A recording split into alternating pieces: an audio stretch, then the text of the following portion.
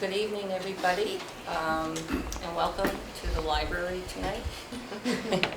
This is the regular meeting of the Housing Committee for May 7th, 2025. I am Kathy Hunter. I will be chairing tonight's meeting, and tonight we are joined by Housing Committee members Chris Dickerson, Mary Dean, Elaine Feldman, and Lou Schaefer.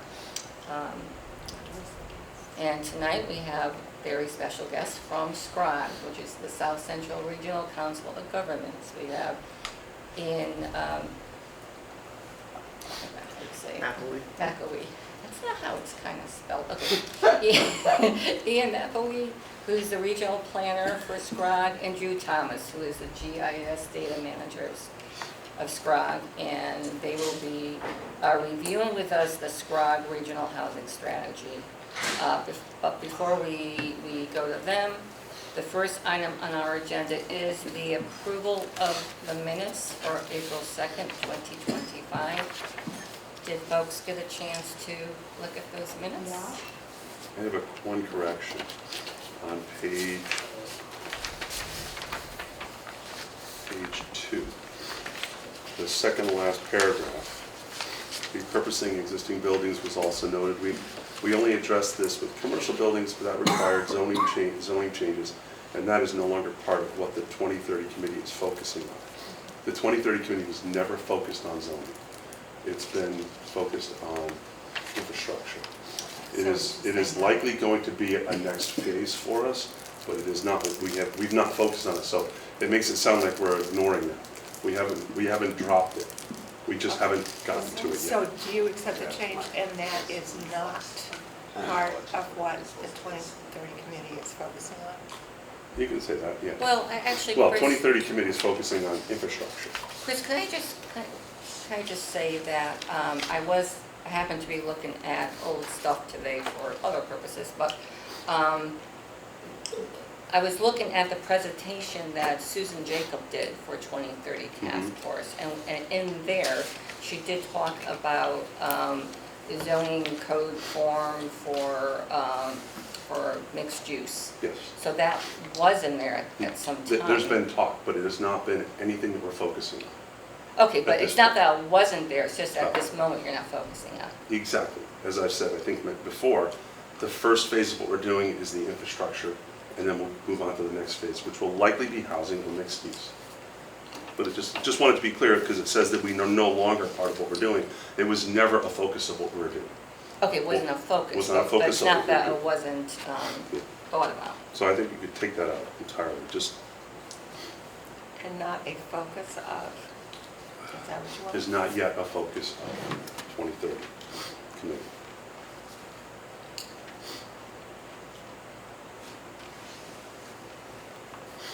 Of the 2030 committee. I need a motion to approve. Approve as amended.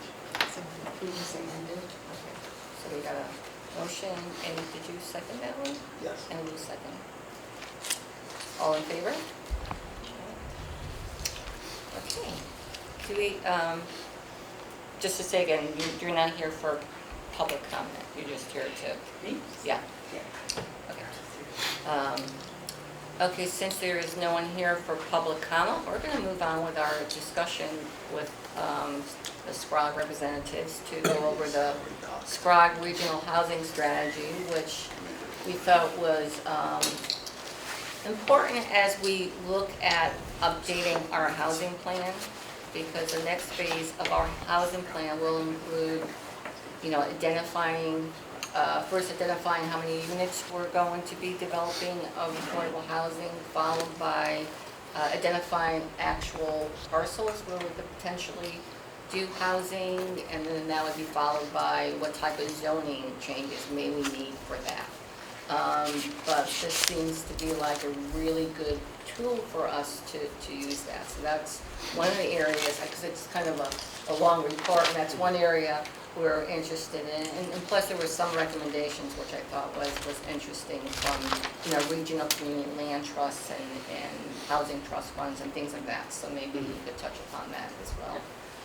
So with that, I'm going to turn this over to Ian and Drew.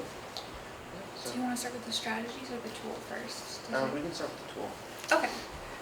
So, yeah, as Kathy said, it's a really long report, 181 pages, so I'm not going to talk your ear off about that, but this map right here is a static image of the sighting tool that RKG developed for us. It's kind of blurry on the screen actually, but I have one that is zoomed in on just Woodbridge right here.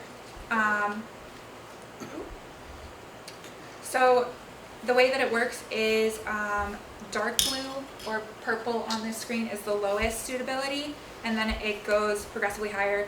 Blue, green, yellow is the most suitable. The tool also looks at sewer and water extensions. Hypothetically, if you were to expand sewer and water, what would it look like? How would it improve the suitability of parcels? And that can be seen here. But of course, it's a hypothetical because it doesn't take into account really anything ground truth. You know, it's not looking at, it wasn't an engineering study by any means. So in the future, if it was of interest to develop certain parcels, then you would have to do a feasibility study to actually see how feasible a parcel is as far as the soil or things like that. This also incorporates your opportunity zones, which I believe is that no longer, or? I'll not say we don't have opportunities. Okay. Yeah. So that is the main overview. I guess if it's a discussion, then I want to give you guys the chance to ask questions about the tool because I feel like you've probably already seen it.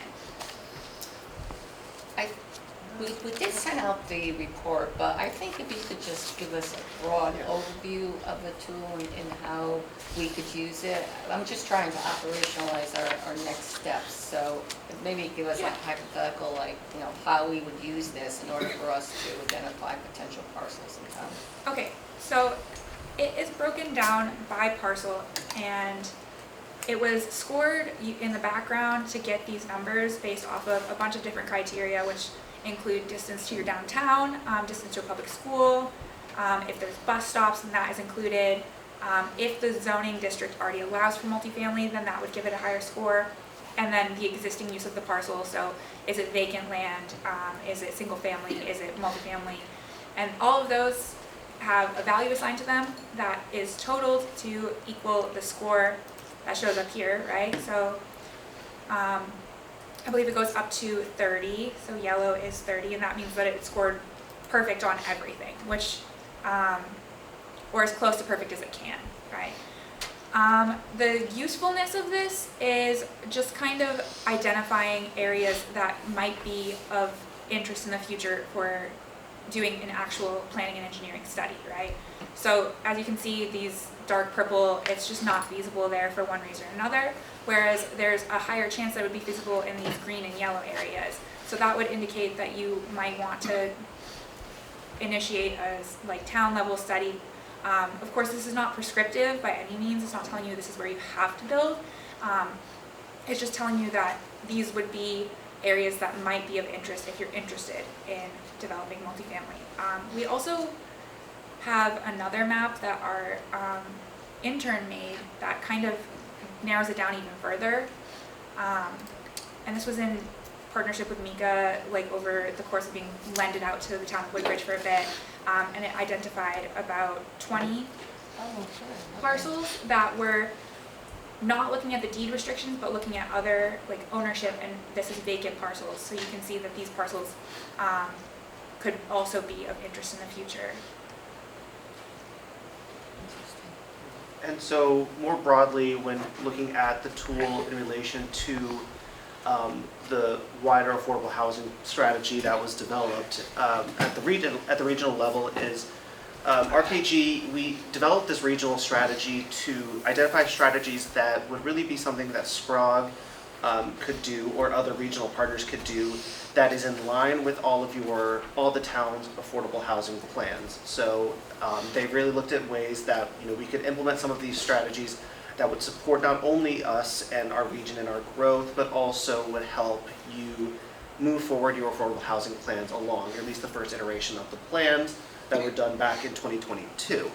one of those strategies that we've been looking at fairly closely and are hoping to really make some movement on in the future is looking at sewer and water infrastructure expansion. So that was a strategy of looking at expansion because, as you know, Drew showed you, one thing that they did was look at, they took all those scores and those maps of suitable parcels in the region and said, for those areas that don't have water and or sewer infrastructure already in place, if we expanded all of that infrastructure a half mile from where it currently ends, how would that change what what parcels are really best suited for multifamily housing, affordable housing, really any kind of housing? What would that look like? And so one thing that we are hoping to do in the future is work with First Selectman Cardozo and other municipalities that are interested, or any municipality that's interested, and look at doing sort of a water sewer expansion study. What's feasible, what can be done, what would it look like, what would the cost be, but what would the benefit be long term? And then, so we are, hopefully that is a strategy from the plan that we can start to move forward with the support of the towns that are interested in this study. So that's something that I think we're looking to do. Other sort of strategies in the plan include looking at providing technical assistance for zoning support, and helping towns look at zoning regulations and how those could be sort of edited, changed to allow for greater housing opportunities. What would that look like at the town level, and what technical assistance can we provide? Looking at providing groups the assistance, giving them data, looking at cataloging and sort of inventorying affordable housing in the region, just sort of understanding what we have, what the need is, and then helping towns identify ways to get to that next step. And so, with this data and with other data we've been collecting over the last few years, this is all really valuable information once our towns start to look to do the second phase or the second iteration of their affordable housing plans in 2026, 2027. And I think there's going to be and I think for that next iteration, it'll be really interesting to see sort of, what's been done to this point in your plan and also the regional plan now that we have it, so that while, the regional plan doesn't need to be redone, that was never, it's not a state requirement to do the regional affordable housing strategy. I think having it done now will really help assist you when it comes time to doing your next phase, because of all of this additional information that we have captured, all this additional data and stakeholder input that we've had from the regional plan, so that it can help, again, inform your current plan, but then also when you get to starting that planning phase for round 2, what would that look like, and what sort of new, unique strategies can you develop, being informed by some of these tools. So I think it's a really great, having the regional strategy is great, because it gives us a very good, base point in which to look at housing as a region collectively. So that's sort of, I think, a broad, very overview of a couple of the strategies. You can look at them in more depth in the plan, but this is something that we are looking to sort of slowly chip away at each fiscal year, trying to find a project or two that we can sort of work to implement in order to meet the needs of each town's individual housing plans. So is there like a waiting list for towns like Keweenaw to get the help to do that, or? I think it all comes down to is if a selectman or a mayor comes to us and says, we want help with X on our plan, our affordable housing plan, or we would like X assistance, definitely come to us so we can see sort of what our capacity is, what our funding is, availability is to help with that. But this is something that we are open to, just it has to, comes from the town. So if there is interest in looking to inventory certain things or build out analysis for there's certain things, definitely talk to First Selectman Cardozo's office, and he can work with us to sort of develop what would this look like in order to help meet the town's needs. Okay. At this point, do you have the capacity to do that? Because I did see that you have like an RFP for like a planner that's going to help around the region. The RFP for the planners, so that's something that we are, that's separate. Okay. We are, right now, we're fully staffed out. Okay. The RFP that you're referring to, we're looking to develop an on-call list that for towns to basically hire a planner to do certain things based on different categories. And so that's part of our regional purchasing consortium. So Oh, we're gotcha. just, Okay. we're doing the procurement for you, basically, like for the towns. And I just had one more question. When you were talking about doing the study with the public sewer, infrastructure expansion, are you doing that in concert with like the Greater New Haven Water Pollution Control Authority doing that? So we're doing it on our own. We're gonna have to do it in several phases, just because an engineering study, a water sewer engineering study, is very expensive for one town, and we're looking to do it for as many of our towns that want it. So it's going to be done in phases, but we will be working with the Greater New Haven Water Pollution Control Authority and any other water sewer service, because if you're looking at the study of what would it cost to expand even just half a mile, we're going to have to work with them to see what their capacity is for this added intake of sewage. So so even though we haven't started this yet, we will definitely be working with them, because at the end of the day, it's also their call as to whether or not anything really gets any expansion ever really would happen. And it's Yeah, gonna be that's how done. I often wonder, just like working with them from jump, for them to inform, because I would think there's areas that are easier to expand than other areas, that, if they gave us like an assessment as to where it would be, more easier to expand, then that might be helpful than doing it in reverse. I don't know if that makes sense. You kind of like figure out. I think seeing where it would be easiest to expand, I think it would be part of the study itself. I think that would inform, because that would inform the costs Right, of expansion. And so there's a lot of different ways that we can go about this study. And I think the first phase that we're sort of looking to do this coming fiscal year, if it gets approved in our budget, is a lot of the data gathering and really pre-planning for this study, because I think we want a very, comprehensive but tight scope for this kind of study, and I think that's something that we'd be looking at, is how exactly do we want to go about it, and do it in the best way so that we can tie in some of this data here into this kind of study to make it, for everything to sort of link up and make sense. Okay. And do you have a timeline for that study? We do not. Ballpark? Crystal ball? So, I mean, it's several years, because we can only do so much with the budget that we have. So to do this kind of study, we would need external funding from the state or from the federal government with a grant.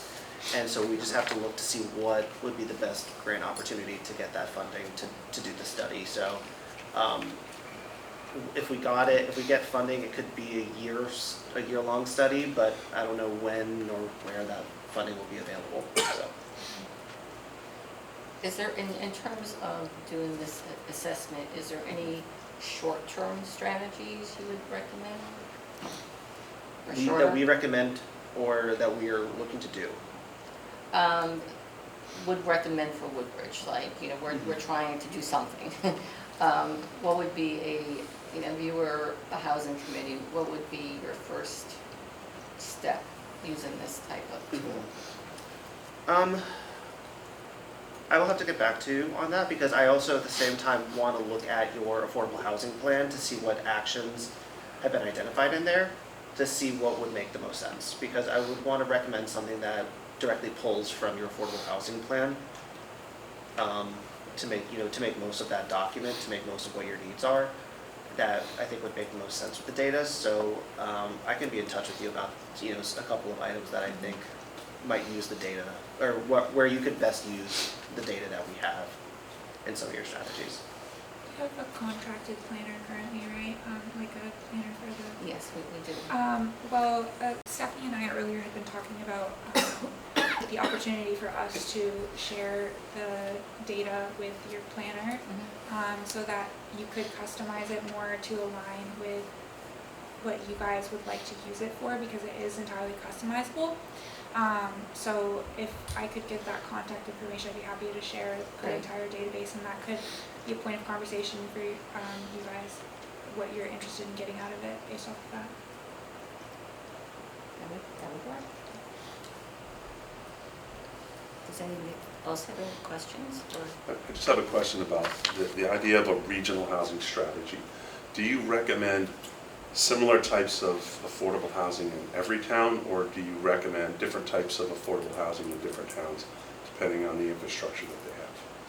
When you say recommend certain types of affordable housing, what do you mean? Like two-family houses, Oh. multifamily units, apartment buildings? We don't recommend any type of housing, any certain type of housing to any community, because that's entirely up to the community. We're not, as Drew mentioned, we're not trying to tell you where to build housing, just like we're not telling you what kind of housing to build. We can provide you, we and the state can provide you with some data that says how many units we would, you need to meet sort of that to meet certain limits, but like we can just provide the data, and then you can say, if the data says Woodbridge needs 50 units, then you can sort of figure out, how many 2 bedrooms makes sense. But yeah, so we're not telling Okay. everybody what they need.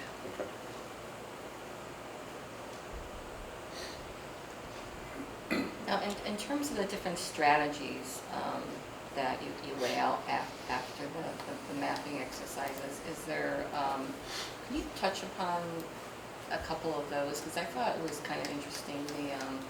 You had a regional Yeah. community land trust, you had a regional, what was that, housing trust fund? I thought the regional aspect of it was, and even the regional way of monitoring, because this is another issue that small towns have, is the capacity of being able to, like, once you start, gearing up your affordable housing, how do you monitor that for compliance?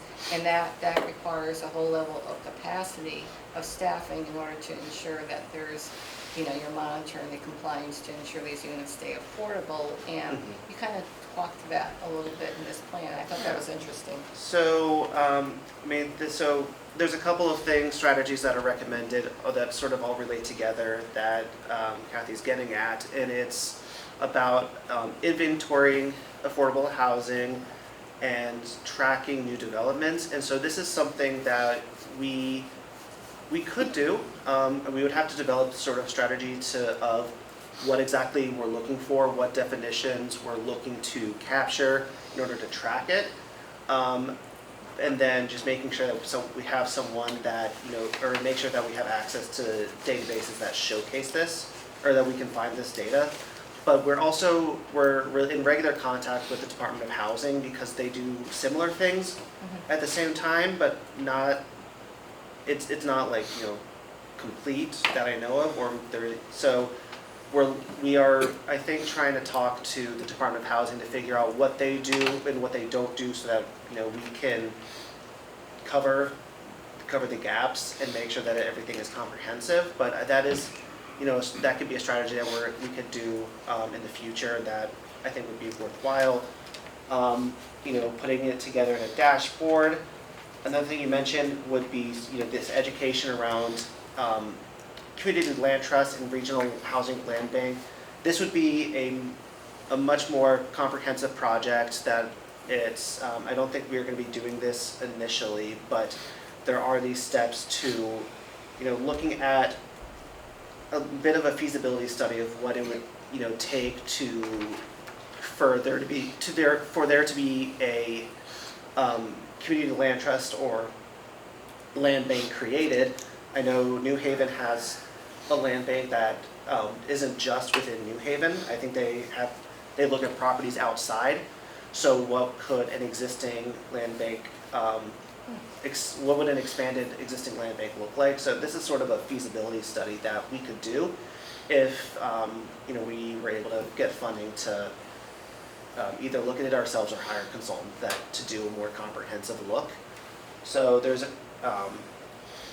there's a lot of opportunities in here that I think just require there to be buy-in from our CEOs to say we would like to do this, and then for there to be the funding available. But all of it is, would be really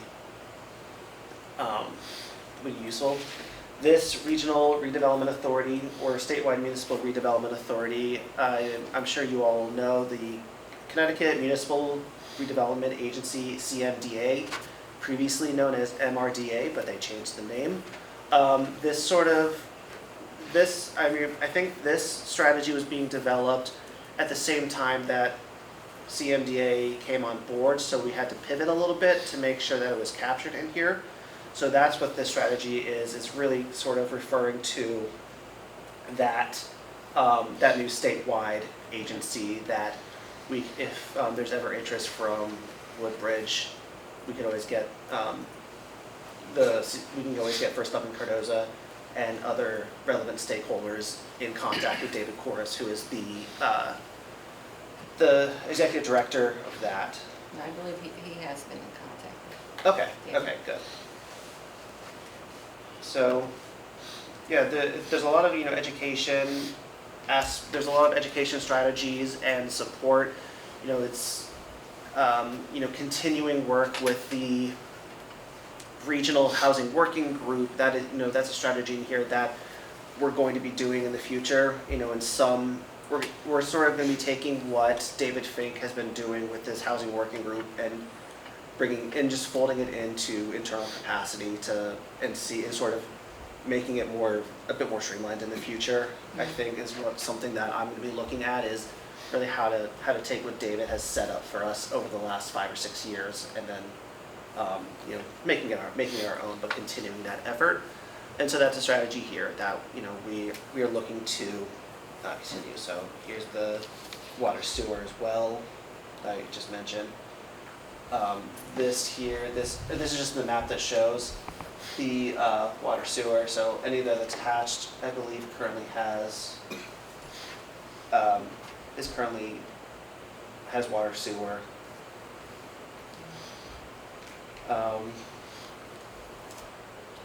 This I don't know too much about, I will be honest. So, yeah, so I mean, if there's a specific strategy in mind that you have that you'd like to sort of talk through to see what, if we have thoughts about, but really at the end of the day, because we work for the CEOs in the region, we want to work with them to make sure that anything that we do has that has interest from the municipalities that is in line with what they are looking to do within their own towns, what their priorities are, and what makes the most sense, so that something doesn't come out of left field. But this is going to be a really good plan for us to start. Really, it has our ideas in mind about how we can begin to expand housing opportunities and expand the discussion around multifamily housing in the region for the future, and then maybe in 10 years looking at the plan again to see if we want to revise it or something.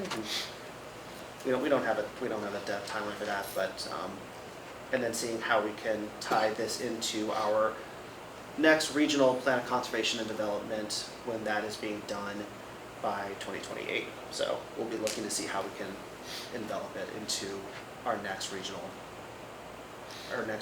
strategy of more things. Is there any funding from SCROG to help assist with developing affordable housing in towns within SCROG?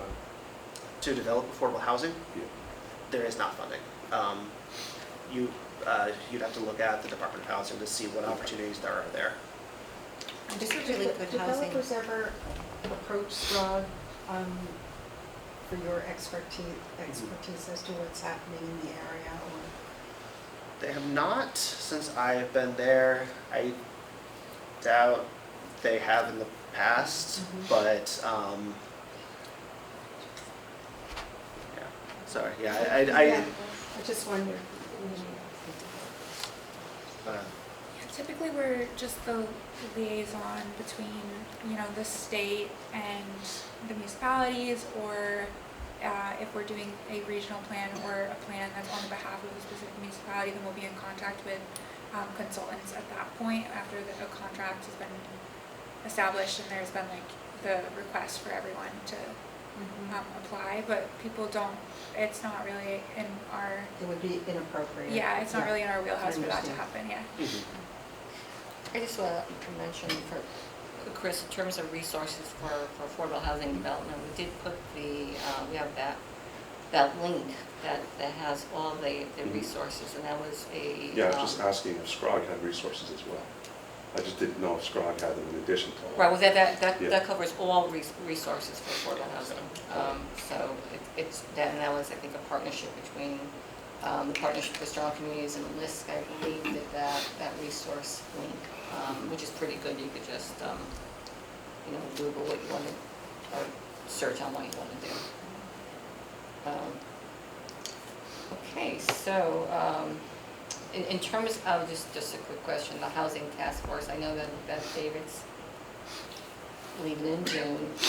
Is the, so you're going to carry on what he was doing in a kind of a different way, not necessarily monthly meetings, or how do you think that's going to look? I think our plan is to continue the quarterly meetings of the Okay. Housing Working Group on different topics each time, as has been done in the past, and then we have in our budget to continue the work with Ben Fink on trainings and other community conversation activities that is similar to what we've done in the past few years. So we will be, our board will be meeting at the end of this month to vote on the budget. So if that ends up in the final budget that's approved, then we'll be continuing that. But the housing working group will be doing more. We'll be doing on we'll be managing internally. Okay. Great. So in terms, and maybe I'm being redundant, but in terms of this plan, what is your first step in trying to roll this plan out? Is it just trying to do what you're doing right now and talking to towns about the plan?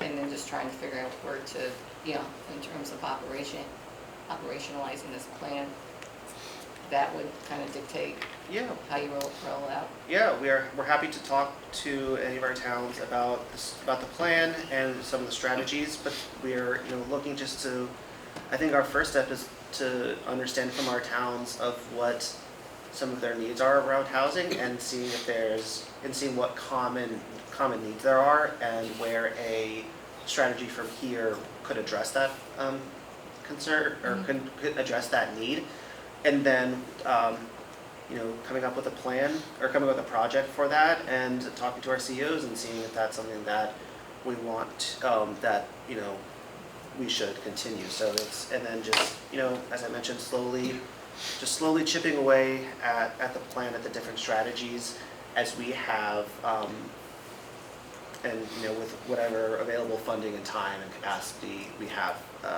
to do that. All right, very good.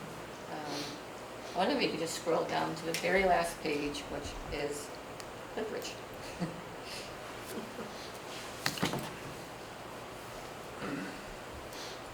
folks could see. All right. So, all right, that's what you showed us, I guess, in the beginning. So this kind of explains what is going on there. Yes, so that is the town's, that's the town's score, or the parcel score, parcel ranking, I guess, for Woodbridge. Plus, someone gonna start Read the now. legend, I can't read the legend. I'm having trouble reading the legend through the witness. Yeah, Oh, Yeah, so purple is fair. Oh, I'm sorry, what was it? Purple is what? Fair. There. Here, I'll zoom in and then zoom back out so you can take a look in a second. Okay.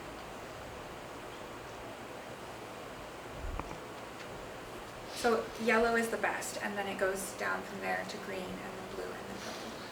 and it's also important to know that, as I mentioned in the legend, any protected open space, those parcels weren't considered or looked at. So they're, those are, protected, out of the way, not bothered.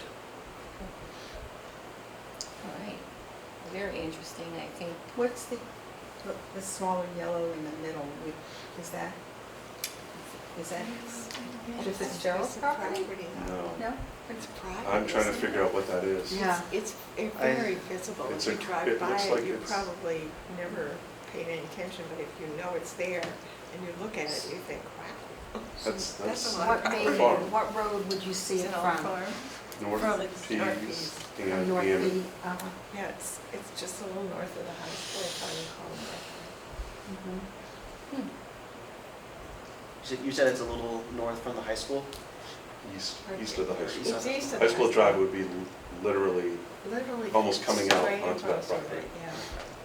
That could be why. why would that be yellow? I'm wondering, is there city water and sewer there? No, she's open space. Yeah, but there's other green, which are less desirable. But why is that particular parcel so desirable? I would say, did you say it's close to the school? Yeah, It is. That would be got why. Yeah, so it's, water and Okay. The Amenities. distance, Yeah. the proximity to the school Water. is scored. Oh. sewer. And water and sewer line runs up North Pease, doesn't it? Or the least was, Purple. purple. It comes into the back of the school. It's interesting, like there's the green parcel which is on Center Road. There's, I think 10 acres of land behind one of the churches there that's open space as well. It's not deeded open space, but it's not built on.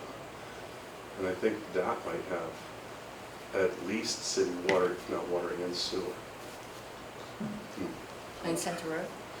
It's on Center Road, yeah. Yeah, it Trinity wouldn't Evangelical have, Free wouldn't have Church. sewer, we'll have water, but, I mean, It's that's the just water. idea. I think if you expand it by a half a mile, then that kind of opens up Opens up to- property, such as faith-based organizations, and that's, that kind of dovetail with bringing in Lisk, talking about their faith-based Mhm. organization type initiative. So it's just about connecting the dots, I guess. Yeah. Good map, interesting. And like I said, I can share this data, and I mean, the way that it is saved for us is not super friendly unless you know the softwares that you use, but I would imagine that the planner Yeah, knows how to use that and can then communicate that to you if you want to explore kind of in the weeds without having to do the technical work.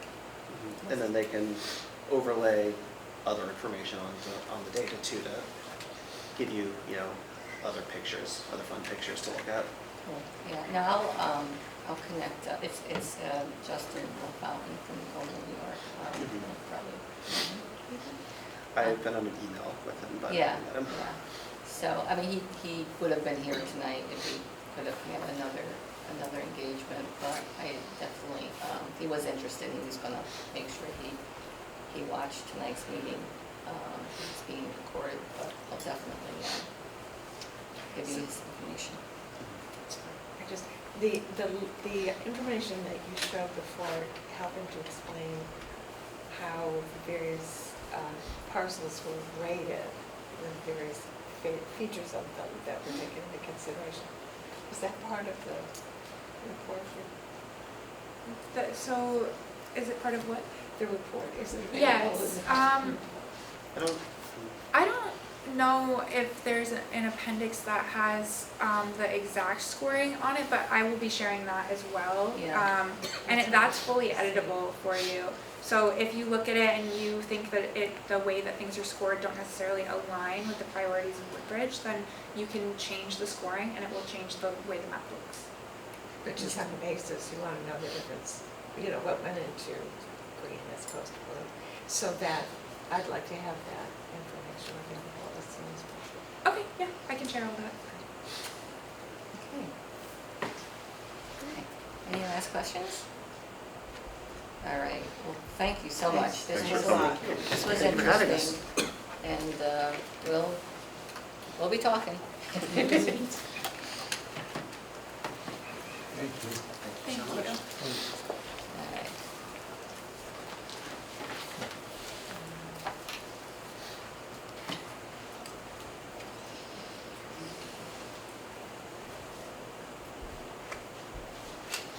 Okay. The next item on the agenda is the chair's report. I'm going to be very, very brief. I just want to report that the POCD timeline has been extended, and we anticipate this to be completed probably more like July, September timeframe for the POCD. And once there's another community meeting planned, I'll let everybody know when that is. And I just wanted to bring out that there was a planning and zoning meeting on Monday in regards to a public hearing for a zoning amendment on an application that was funded by United for Woodbridge. So I would just recommend folks just, to watch that meeting. It's a long meeting, but I think it's important for this committee to just understand what's going on in town in terms of, planning and zoning. It was an interesting meeting. I just remembered the housing, I talked about the ordinance for the housing trust fund and the housing commission, that they're going through ordinance, and we thought that would be happening soon. It was expected to be approved that last meeting, but there was public comment. Actually, it was Amy Morello who made public comment on the Housing Commission ordinance, and kind of gave it a major critique as to what was wrong with it, and so it got sent back to the ordinance committee to relook at that. So that's, I thought that would be up and running by July, but I'm thinking at this point that we probably won't see a commission probably until maybe September, October. And maybe at that point it may be past, There's a separate ordinance commission in town? There's an ordinance, it's actually a committee of the Board of Selectmen. So, yeah, so they, no, she's not on it. I know I will regret asking this question, but what were the objections?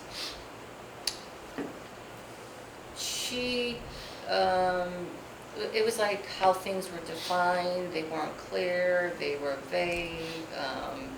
There was affordable housing plan, then they say plan, and she questioned, does that mean it's I guess they didn't say affordable housing plan, parentheses, plan.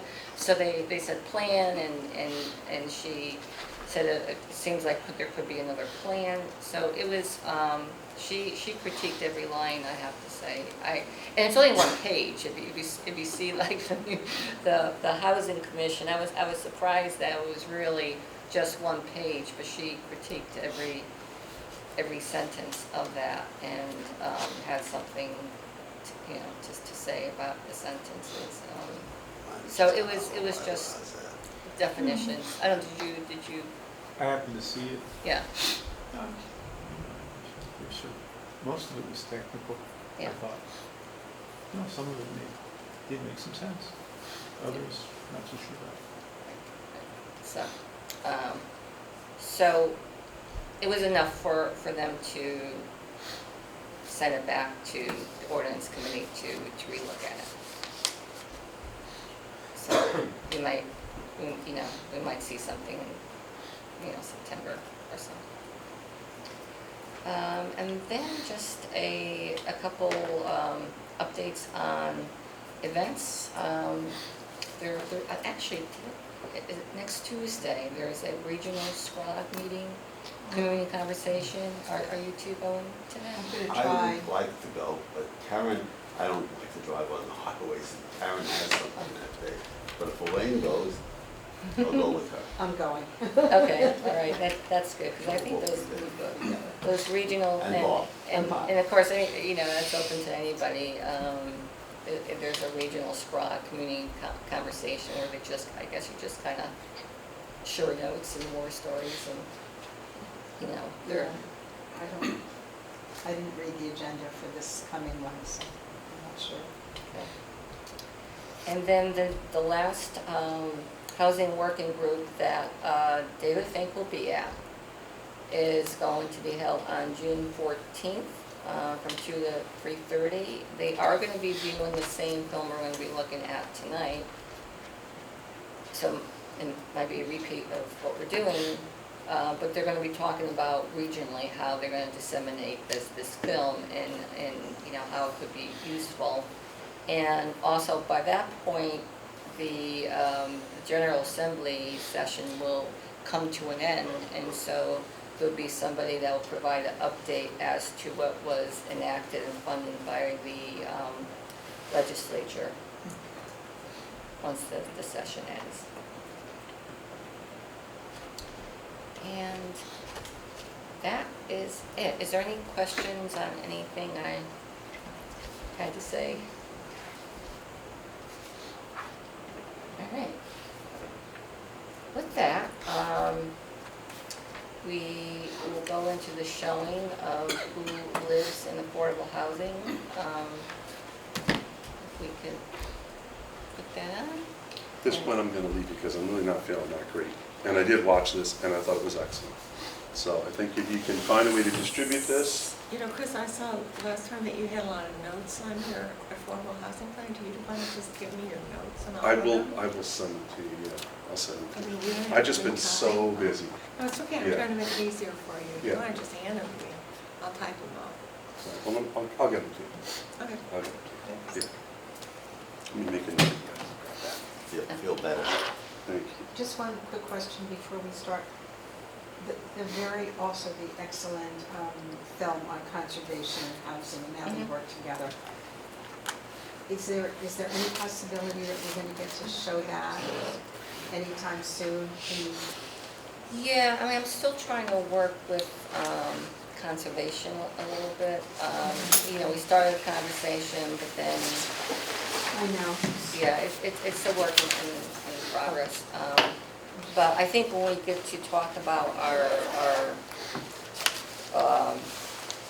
when we talk about our informational sessions, I'm thinking that Feel better. Thank you. Feel better, Chris. maybe Yeah. maybe we could try to do an informational session with them on that.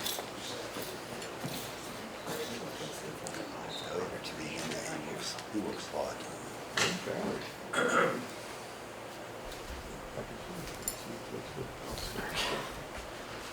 Do I try it?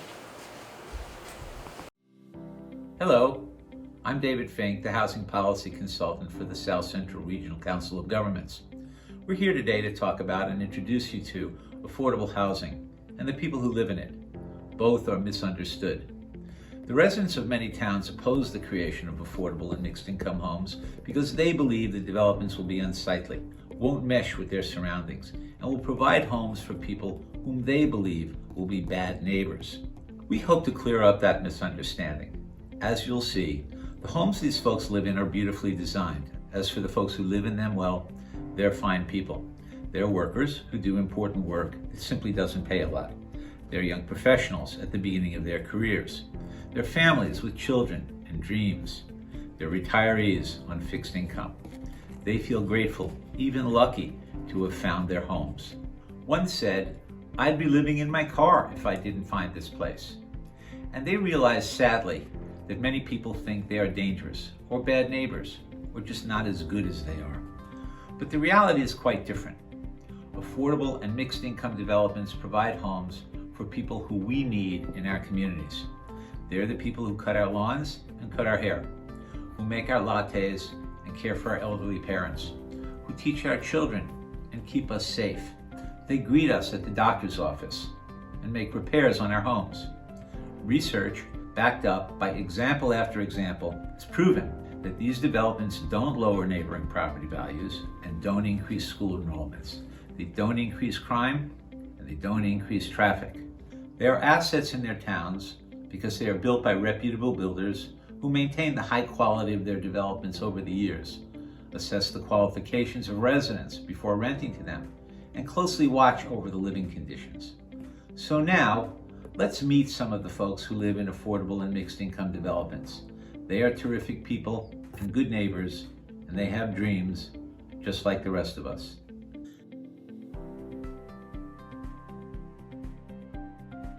Craig, a successful residential and commercial realtor in Wallingford, lives in one of 10 nicely designed rental units that look like single-family homes. Adjacent to the volunteer fire department, his home meets his need for affordable housing because things weren't always going so well for him. A series of setbacks, including some painful surgeries, left him with limited income and few housing options. This is absolutely beautiful. As you know, the builder, he builds quality structures, as you can see here. And to come across this was actually a godsend for me, because where I was living previously, it was a 2-bedroom, but it was nothing like this. Older windows, and actually the rent was even more. A former high school track star who ran in the Millrose games at Madison Square Garden, Craig understands how personal circumstances can limit income and require affordable rentals for many people doing important work. And he rejects the stereotypes some people believe about those who need affordable housing.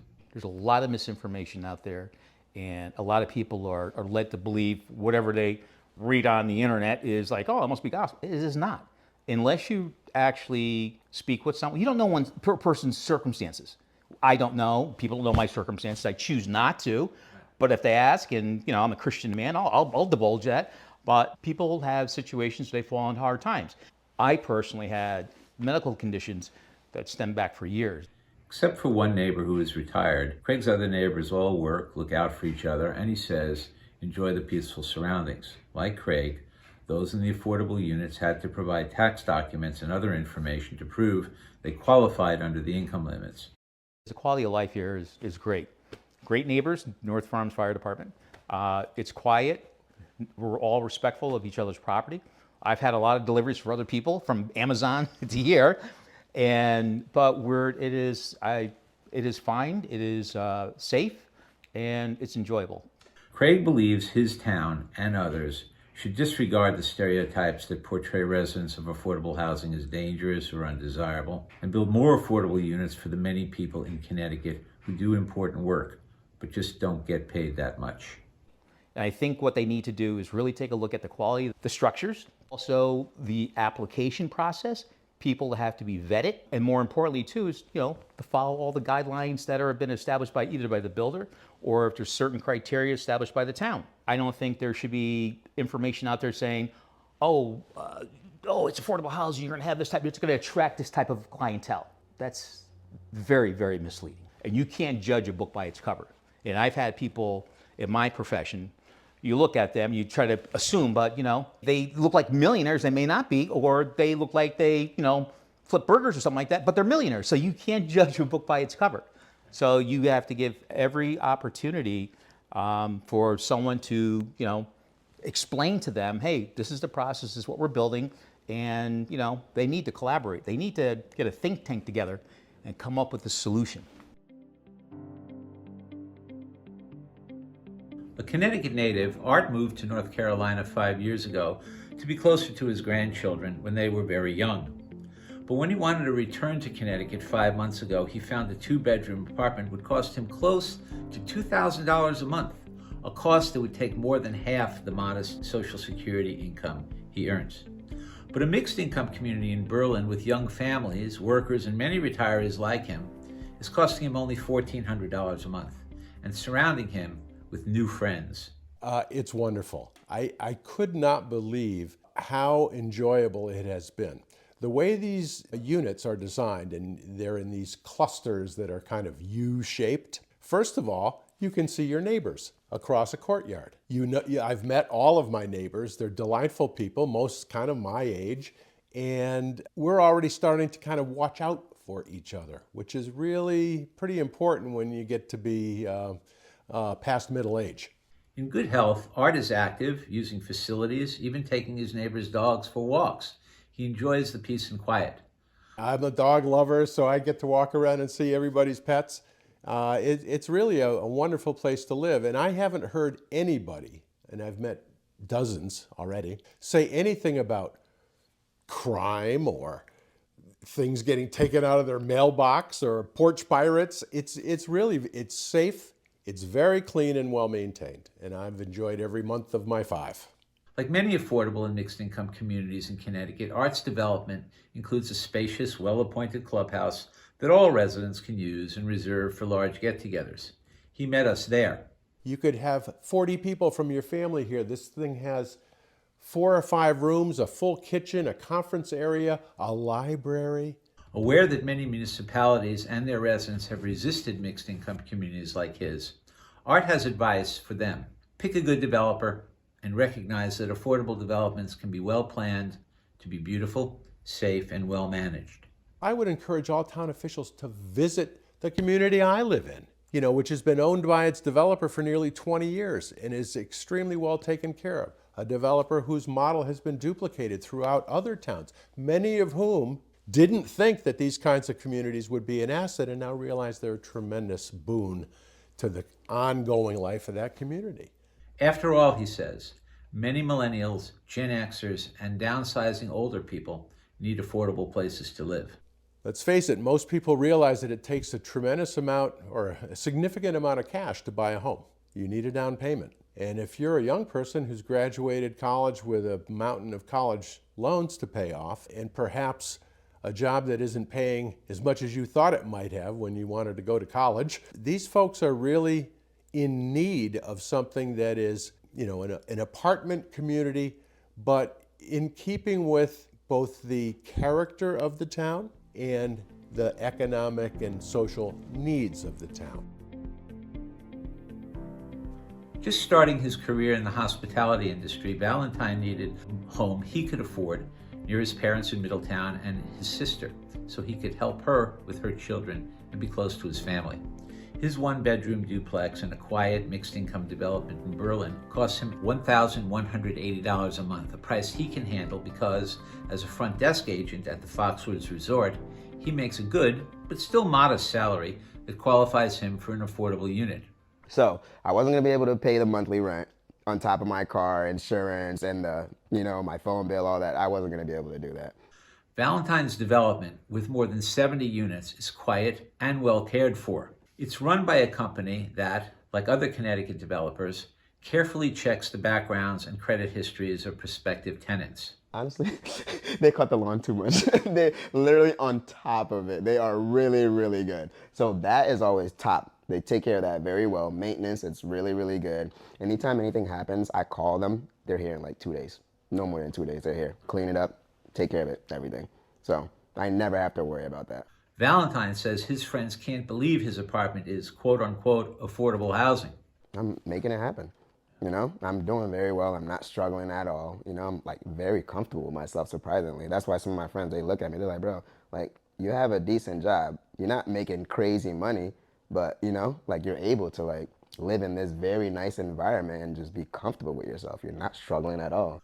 For Valentine, just starting his professional career, the chance to live in a quiet, beautifully designed community filled with families, empty nesters, workers, and retirees is an opportunity he believes many towns should provide. Like I said, as soon as you're coming around the corner, you're like, wait, where am I going? It looks more like a very nice condo-ish kind of place. So I would definitely recommend them opening more of these up because there's a lot of people out there that could definitely use this, for sure. With several children to care for, Tony is a stay-at-home mom who skillfully manages the family budget on her husband's reasonable but hardly exorbitant salary as an HVAC technician. But if she hadn't found her sparkling 3-bedroom duplex in Orange for $1,400 a month, she would have been spending much more, close to $2,000, to get much less in the tiny rundown apartment they'd been living in. I remember one time we had our air conditioner on and we had the window units, and I had to unplug my fridge and my stove in order for that to run for a little bit because it was short. So, and we had 2-prong outlets still. Nothing was up to code. It was terrible. So here we have central air and it's super efficient and we barely have to use it because it's just the ventilation system is amazing. Finding her new development in Orange has vastly improved the family's living conditions and made their family life more affordable. But in Tony's opinion, that may not be the most important improvement in their lives. In her previous town, she chose to homeschool her children rather than send them into the neighborhood of her local school. She felt the atmosphere was unsafe for her children and said the school did not have the resources to meet her child's instructional needs. Sending her children to Orange's high-resource schools will improve her children's lives and their children's lives for generations. Oh, this is going to set them up. I've always said if you don't give people the opportunity for the success, they're not going to get it on their own. You have to give them that opportunity, and they're set up for that. Her new development, which includes mostly income-restricted units and residents ranging from lower-income workers to those with developmental disabilities, is beautifully designed and managed and filled with friendly neighbors. You don't think danger when you walk out the door here. I'm not worried if my kids go out to play here. I know that everyone's watching my kids. Her town and others should not be afraid of the people who need affordable homes, Tony says. They're good people, working hard, just don't make enough money to afford rapidly increasing market rate rental prices. They should definitely open up a lot more places like this. I know there's so many people looking for affordable apartments, and and the schools are just amazing. I mean, almost everyone in here, they are the friendliest, hardworking people. And it's terrible to just judge someone by, the fact that, hey, they can only handle one job. If you went to the doctor in the Hartford area over the last 50 years, it's likely the smile greeting you at the front desk belonged to Rhonda. As an experienced and immensely knowledgeable administrator, she worked at Yukon Health Center and at Hartford Healthcare, covering everything from prenatal care to vascular and thoracic surgery. She learned all the conditions and terms and how to sensitively assist patients needing such care. I learned a lot of medicine. It was very intriguing. It was a lot to learn. I tell you, you had to wear a lot of hats, but I gotta tell you, it was great. It was a great experience and something that I'll never forget. A grandmother of 4, Rhonda lives in a comfortable 2-bedroom unit in South Windsor. But even after working for 5 decades, Rhonda must still work a few hours each week at a wholesale store to supplement her Social Security, disability payments, and energy assistance to afford her $1,300 a month income-restricted duplex. I tell you, with the price of rental properties now, I will probably have to live somewhere in a very, very low income place. Rhonda feels safe in her community. Her neighbors include families, retirees, single workers, professionals, and even several police officers whose modest market rate rentals meet their salary needs. Rhonda's recommendation: that towns provide opportunity for many others like her who need good affordable homes by seeking out developers with good track records who know how to manage their properties. Everybody deserves a chance. And with that being said, there's always background checks. People are going to do that before they even consider you for the property like this or anywhere in a very, very good environment. So with that being said, never judge a book by its cover. There's a lot of good people that need help. Give them the opportunity. For Sean, a professional photographer and videographer, a quiet duplex in Berlin is a springboard for his career. Rather than the market rate of $2,000 or more, he can pay $1,300 a month, meet his other expenses, and save a bit for the future. He enjoys his neighbors, but keeps to himself and obeys the rules. It's just like being respectful. At the end of the day, me growing up, my mom and dad always told me to be respectful to elders. For Sean, his eye is on the future. And then it's just like, for me, I got goals, so I'm not trying to get kicked out of a place because of loud noise or parties or stuff like that. I'm just like, this place is perfect for me to focus and continue to do all the goals that I need to do without me stressing. And it gives me opportunities like how other people have opportunities, you know, when they make a lot of money. And affordable housing, what does that mean to him? It's all about giving people a chance because you don't know who you can meet, what you run into, and it's just all about getting to know people. At 75, Dave is retired on a fixed income, his modest Social Security not keeping up with the rent he was paying in a 3-bedroom apartment in Brantford.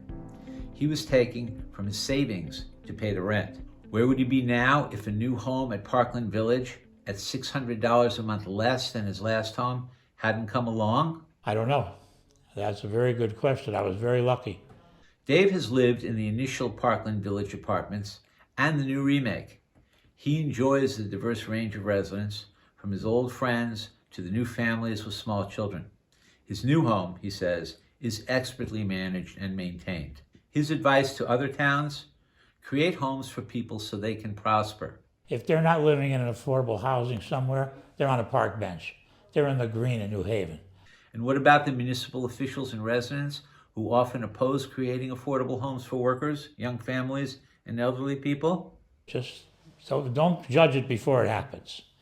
That's my advice. Let it happen. If you can put people into a home somewhere in low income, and if they can get on their feet and work, it's going to benefit the town. You know, they're going to put their money back into the town. They're going to go to the grocery store. They're going to go to the store to buy clothes. So the money goes back in and taxes all be paid. For Kai, who had a difficult childhood in New Haven, her one-bedroom unit in the gleaming new Congregate Apartments in Brantford had provided a sense of community and a way to belong. My stability of home and things like that was a big problem for me as a kid growing up. So just even being in an environment like this that's more community-based, you don't feel like you're alone. You know, you don't feel like you're just thrown in some place and, you know, that's it. It feels like people care. A children's dance teacher 3 days a week at the Boys and Girls Club of New Haven, and an aide at Parkside on the other days, Kai's salary still allows her to pay her bills because her rent is only $1,400 a month, including utilities. And getting to know the wide range of neighbors, from young families with children to elderly retirees, has taught her a lot. Since I've been here, I've made friends with, I think, 3 of my elderly residents / neighbors. I have dinner with them sometimes. I invite them to my house for dinner because they don't really have much family or not interaction with other people. So, you know, things like that I think is very detrimental for people, especially even the younger people. There's a lot of things that we can learn from being around the older group and things like that. Hundreds of thousands of Connecticut residents are burdened by the cost of their housing, spending much more than 30% of their incomes on it. Even worse, many more are homeless. High housing costs are bad for residents, but also terrible for their communities and for the state. Spending too much for housing leaves too little for food, clothing, transportation, healthcare, and other necessities. And people who have little left over after paying the rent can patronize local merchants and pay very little sales tax on which the state depends for revenue. High housing costs will continue to hurt Connecticut until our towns create more supply. And they will not do that until town officials and residents can see that affordable developments are beautifully designed and the residents who live in them are lovely people. I hope this video helps show you the truth about affordable housing and its residents. We hope your towns create more of it and that you'll support that effort. The lives of many good people and the economic health and quality of life in our state depend upon it. Thanks for listening.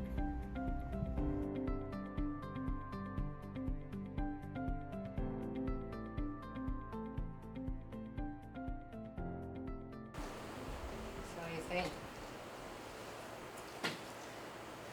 Very well done. It's not going to scare anybody. It's going to make them realize that affordable housing conforms with the neighborhood. Yeah. thought it was well done. It's understated, but it makes the point well and shows how lovely the housing can be. Is the one in orange, the one that Carol did? Yeah, Bob and I drove by it, it's beautiful. it is, it's very Really nice. beautiful. And when you go inside, it is gorgeous. What I found interesting is some of the units here were brand new, but some of them, you could look at the pavement, there's cracks all over. Yeah, like So they've been over 20 around a years while, old, and they yeah. still are well maintained. Yeah, Yeah. he mentioned one that was about 20 years, Right, right, 20 years old. yeah. Do you think it'll change any of the minds that we No. know Well, I think against them here? maybe. Well, you said any, I think it's right. I think Not any, I'll go You know, along. some folks are never gonna Yeah, you feel can't. comfortable with that, and some people, I think. And then, look, the trick is that, you know, look, you have to find good developers, and it's, you know, I mean, you gotta have, you also have to have it so that they can make it work economically, you know? So, So in terms of finding, I mean, clearly there are good developers around. How do you go about, you contact people that have done it before successfully? Well, I think the first thing is you have to create the environment for developers to want to come in. There's plenty of developers, but they have to be able to come in and do their development without any major barriers.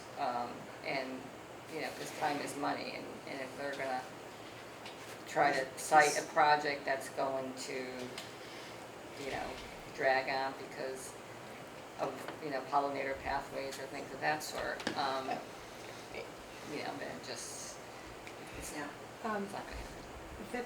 The conversation that took place, shall we put it that way, on Monday, was that instructional to the population, to the participants there about what goes into a developer's computations for the penciling out of all of the costs and balancing with the regulatory requirements? You mean Do you this past think that Monday? this past Monday, do you think that that brought any more enlightenment about the process? No. No. No.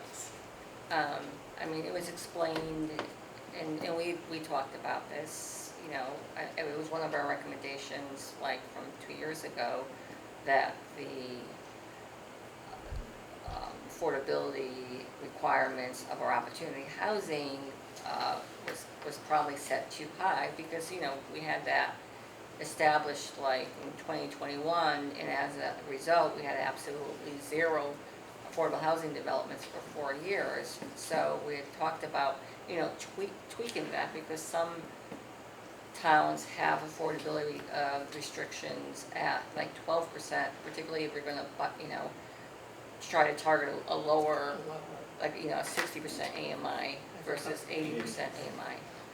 So, you know, it's just how the numbers come out. And, you know, I'm sure there's ways of, I'm sure some developers can make it work, but if you want a really good developer coming in, then they're gonna do what's financially feasible in order to do a good development.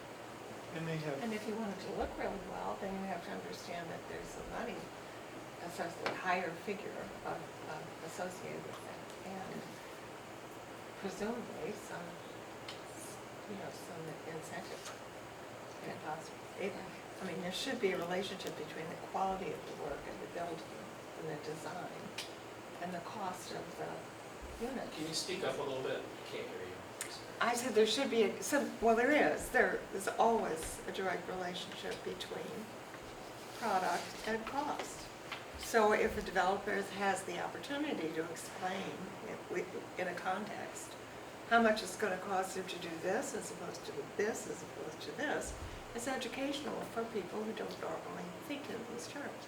So I was just wondering if, with the example of this particular development, a proposed development on Fountain, if the details of the discussion on Monday touched on some of these things and would be the kind of thing that we might be able to move forward with. I mean, if you if you see these units, some of which are brilliantly designed, considering the reasonable cost for which they had to be built, and you put that here in Woodbridge, it's much more difficult to conceive of an objection than if the building is out of scale and undetailed or whatever else constitutes a building that's not going to be considered to be suitable in character to our town.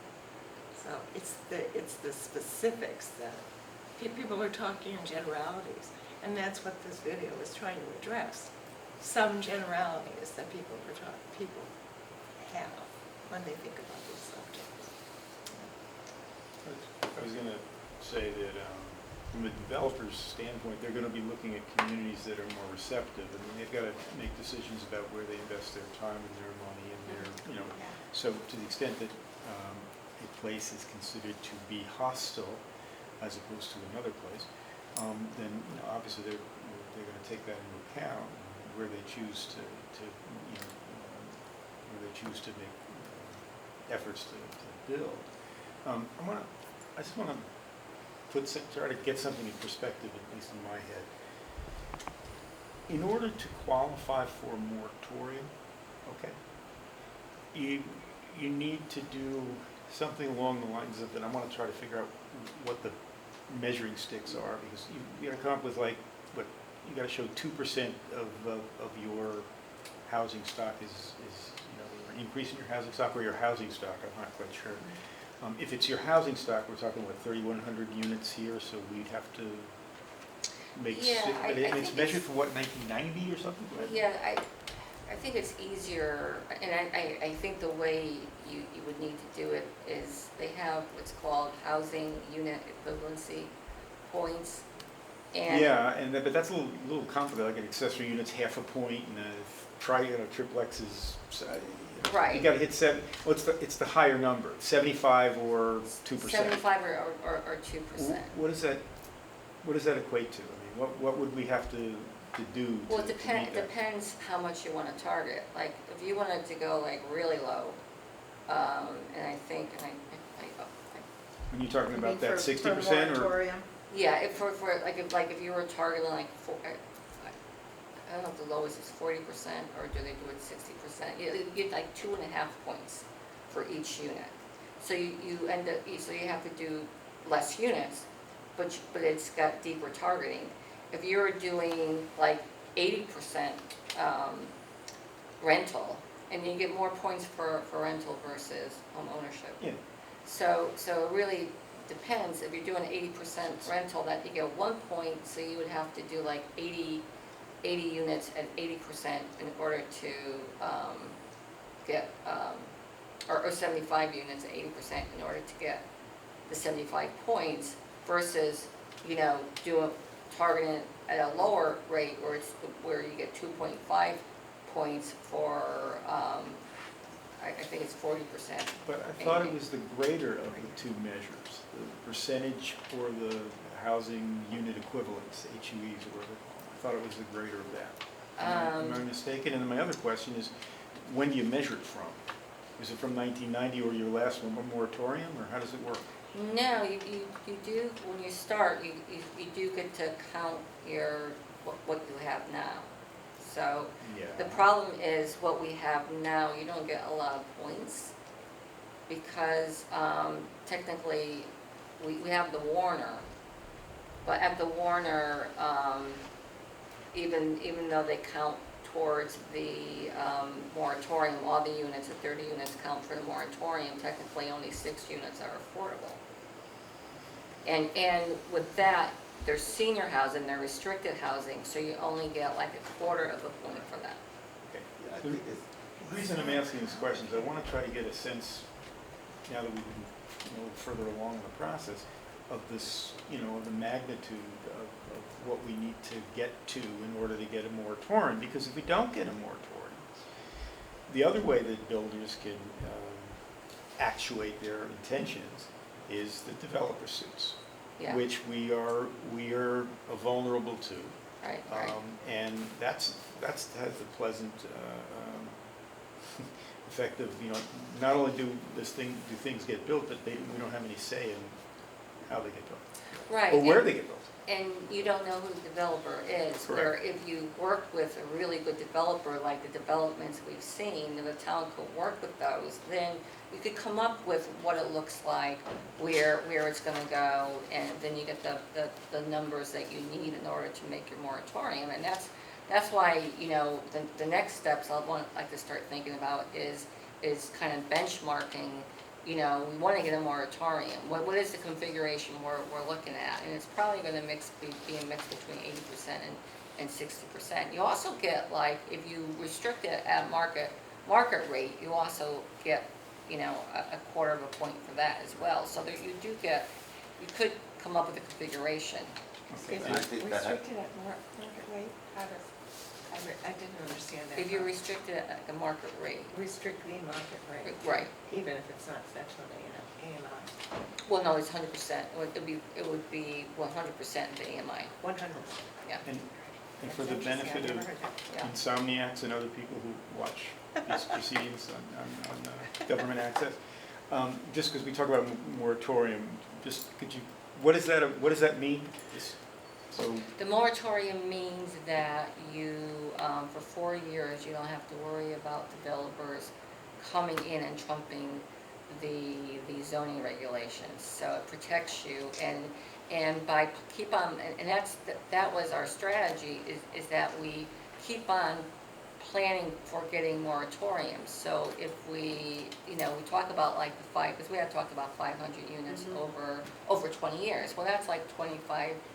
You know, to start, it's like 25 units a year, but you want to get to the moratorium. So you want to get whatever units is required to get to the moratorium.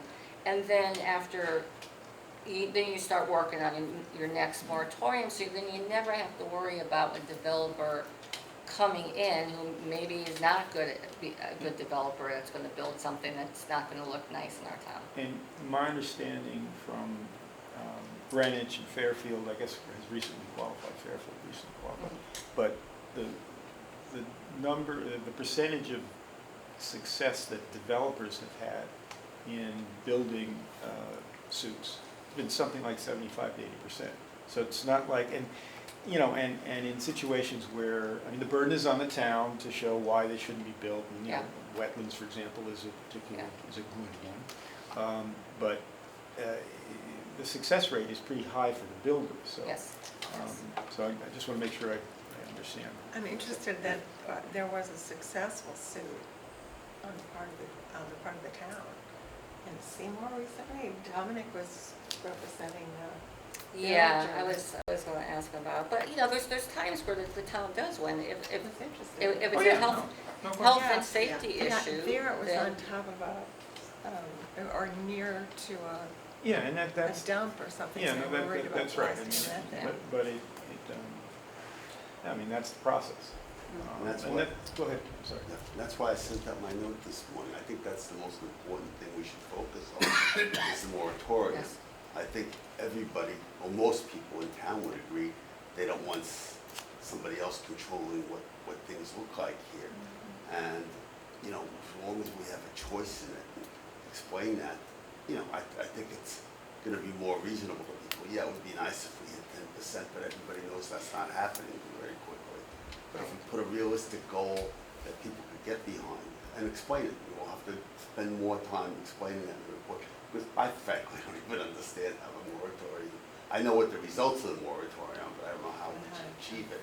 And if we could work that out and maybe get help from Justin on that, I'm not sure if he's the one. Yeah, well, I mean, it's a number game, so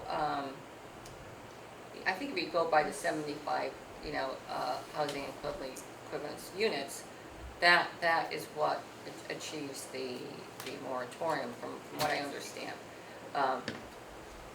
Okay, but that's, Well, for but- instance, okay, yeah. so what is it, you know, Well, I mean, you could do the math. I mean, if you do, like, again, just the easy example, if it's 80%, if you want to build 75 units at 80%, and when you say 80%, that's 80% AMI. AMI, right? And Right. that means that people have to be less than, sometimes was it less than 30% of 80%? to qualify? You have to be No. 80% of AMI, so it's like, I think a family for it, it's capped at like 93,000 or 90. 94,000. Yeah. I mean, I should memorize this, but. 90,000, some But close to I, you Okay, know, okay, we And can it go on means- with My, the my example. short-term memory Your problem. test I'm not next doing week. this for We're having me. a test next week. Yeah. But, so that's an easy example. So how many units would that require? Well, if you want 75 points, you would need 75 units at 80% Okay. AMI. So that's 75 units. If you want to cut the number of units, then you could say, okay, 60%. And 60% you get, I believe you get 1.5 points. So then you need less of the 60%. And And- what about like, and does that include like, building duplexes or triplexes or anything like that? I mean, how would those get calculated? I think they have different numbers too, I believe. No, I mean, the idea is it has to be deed-restricted. So if you have like townhouses, I mean, those are, the ones in oranges are townhouses, and those are a combination of, because they got vouchers for people, I think 10 of the units are targeted for people with developmental disabilities, and I think they're at 30%, so that, they got a lot of points for that. I think you get 2.5 points for that, and then they even had some marker rates in there. They factored that in there, and I believe for a market rate, I always bring my sheet with me, bring it tonight. All right. You get like a quarter of a Okay, point. so- So it calculated, and they definitely made the moratorium. I even think they almost made like a double moratorium. Yeah, so, Um, but getting to the moratorium level would require a fairly significant development, okay, or combination of developments. Right, but but I think you're thinking if it's purely a market rate development, and that's what I think what kind of gets people concerned is like, in order for me to, if we're just doing 12%, affordability, we have to do a lot of market rates, but you could have a development with that's subsidized by DOH, by HUD. It's more complicated of low-income housing tax credits. You have to create this capital stack in order to, and that's what the Development Orange, and I would say probably most of those developments are publicly subsidized housing, because you have to, in order for it to have the number of affordable housing in there, it has to be publicly subsidized. And would you know if someone who's living in, affordable housing unit happens to, become more successful, do they have to move out? If it's a rental, Yeah, I'm talking rent. yeah.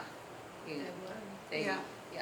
I think so, because my sister was on Section 8, and we had a review every year, and they went over the income.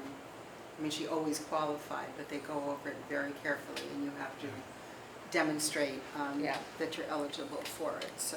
Yeah. How do you I'm not a real estate For attorney, ADH. but how do you for, evict people? I mean, I know. ADH. from what I You read, wouldn't it's- evict them. There's so I much mean, you would, the developer usually what happens. And I have to say, that doesn't actually happen a lot, but there's sometimes that No, people, Right, you know, they're good people, professionals. people do, that they get on their feet and, Yeah.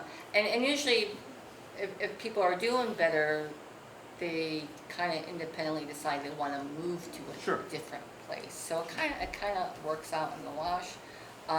But you have to, that's why you have to monitor. Because the idea is for affordable housing, that for people that need it, and if you're blessed where you don't need it anymore, then you do have to. But it's not like they evict you. They work with you in order to.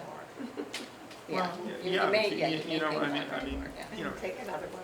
I mean, it's somewhat dissimilar, but, rent control has been an abject failure because you can't get people to move and you won't get people to, this isn't rent control, I mean, I recognize there's a distinction, but it doesn't work very well because people could just stay for as long as, they want, and so that people don't build new stuff, and people don't move, so. just asking people in San Francisco about how that worked out. Yeah. Okay, Well, I guess- thanks for filling me No, in. no, this is actually a really good conversation, because we might want to think about, you know, because we have some potential, we still have some, you know, feedback with they're doing the country club master planning. I still feel like there should be enough units in order to achieve a moratorium there. What about the Fountain Street development, if that should go forward? Yeah, well, the Fountain Street development, they're looking at the 12%, they're gonna bifurcate it between the, you know, the 60% and 80%. And I'd have to figure out how many points, but you would have like, so 12% of 96 units, I don't know, what is that, 14? Well, it's 9.6 plus, about 12. 12 units, yes. So then you What have, was the denominator, how many units total? I believe it's 96. I think they said. So, if you have to round up, is it more like? You know, I am more and more frequently getting the question, why doesn't the Toll Brothers site have an affordable housing on it? And I would like to have a succinct and highly accurate answer for that question. Well, I mean, you know, I first, have my answer, it's just based on what I was told, but it may not, it's not as succinct as it might be, and it may not be entirely accurate. the Toll Brothers, that zone, which is Dev 1, does not fall under the opportunity zoning regulations. So there's different zones that fall underneath the opportunity housing zoning regulations, and that did not, but that was in the works for a long time. You can't like take a development that's already been financed and say, oh, we want you to put like, you know, 5 affordable housing units in now. That doesn't work that way. You know, you have to underwrite the affordable housing, and it's very complicated to underwrite affordable housing. So that's why. So the permitting was in place long ago. Yeah, the permitting was. Many years ago. Did Toll Brothers actually purchase the right to build there from a previous owner who had the permitting in place? I think so. I don't know for sure.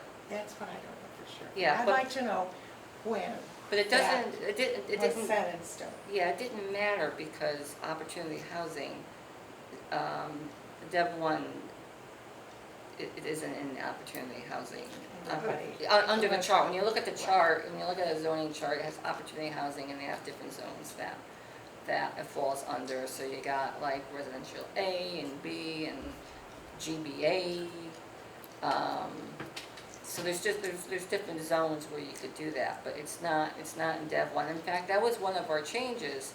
One of our first changes we talked about is like, why not there? Why don't we have opportunity housing in Dev 1? And it was even to do like mixed use developments where if people want to do like apartments over their, you know, their store. I mean, Chris talked about doing like 3 apartments over his running store.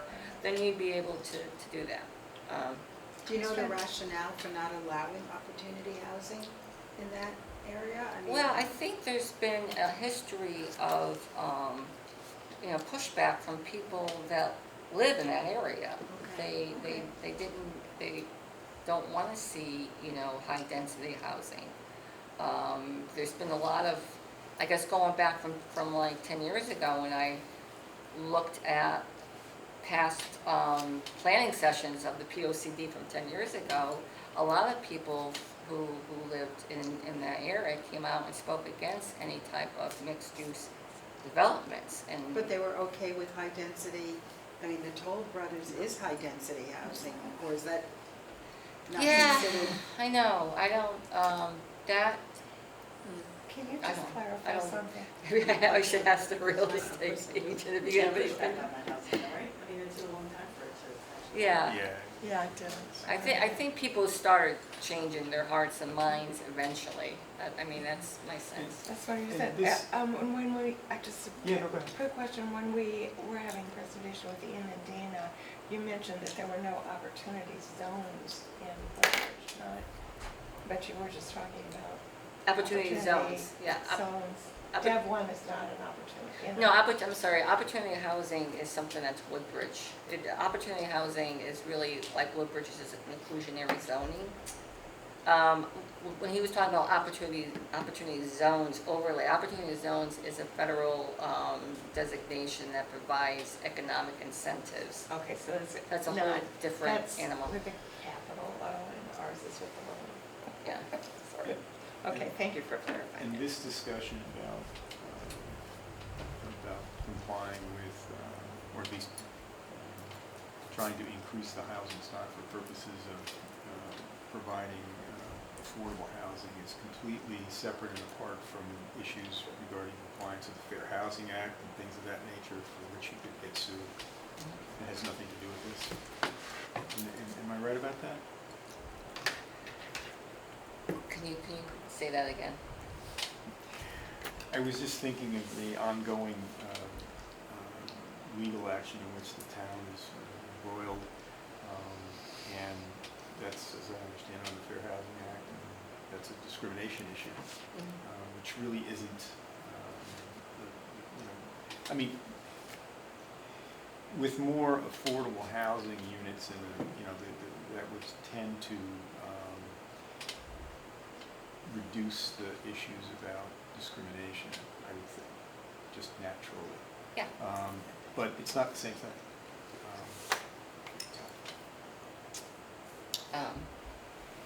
I guess I'm not totally getting where you're going. I mean, the idea is Not that- your fault, I didn't articulate it. Yeah, the idea with affordable housing is that you are opening up more access to income diversity, and and income diversity is correlated to there's more people of color, particularly Black and Latinos, that are of a lower economic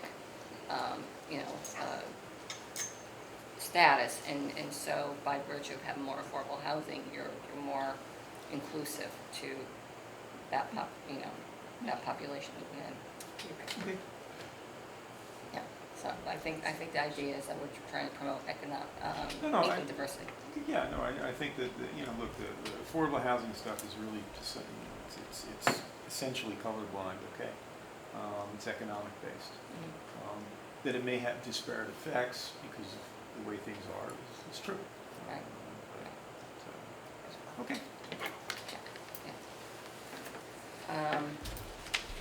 So in terms of how we could use this film, so we think it's good, it's powerful. I don't know it's powerful, but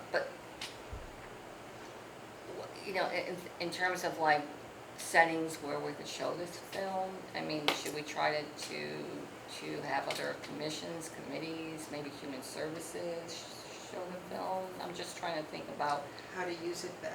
how to use it. Mhm. Short enough that it's watchable. Yeah. I'd maybe start off with the various commissions in town to watch it.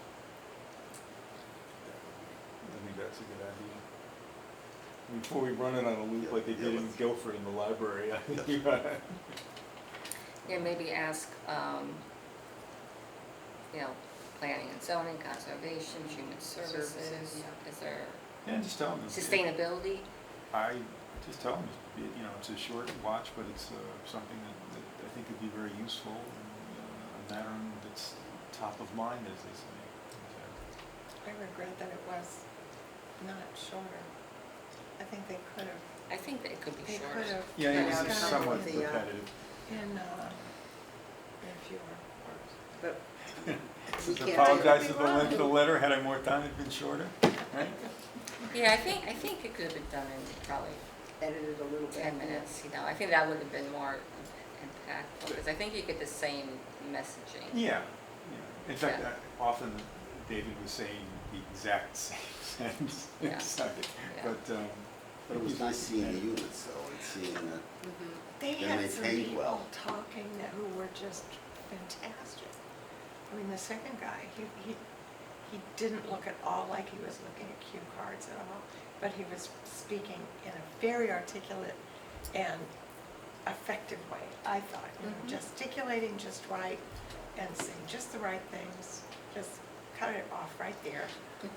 Go home.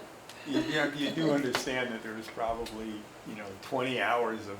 But he did a great job. Not Yeah, no. everybody did it. I wouldn't do such a good job. He just really looked like he was comfortable, he had a message, he was perfect.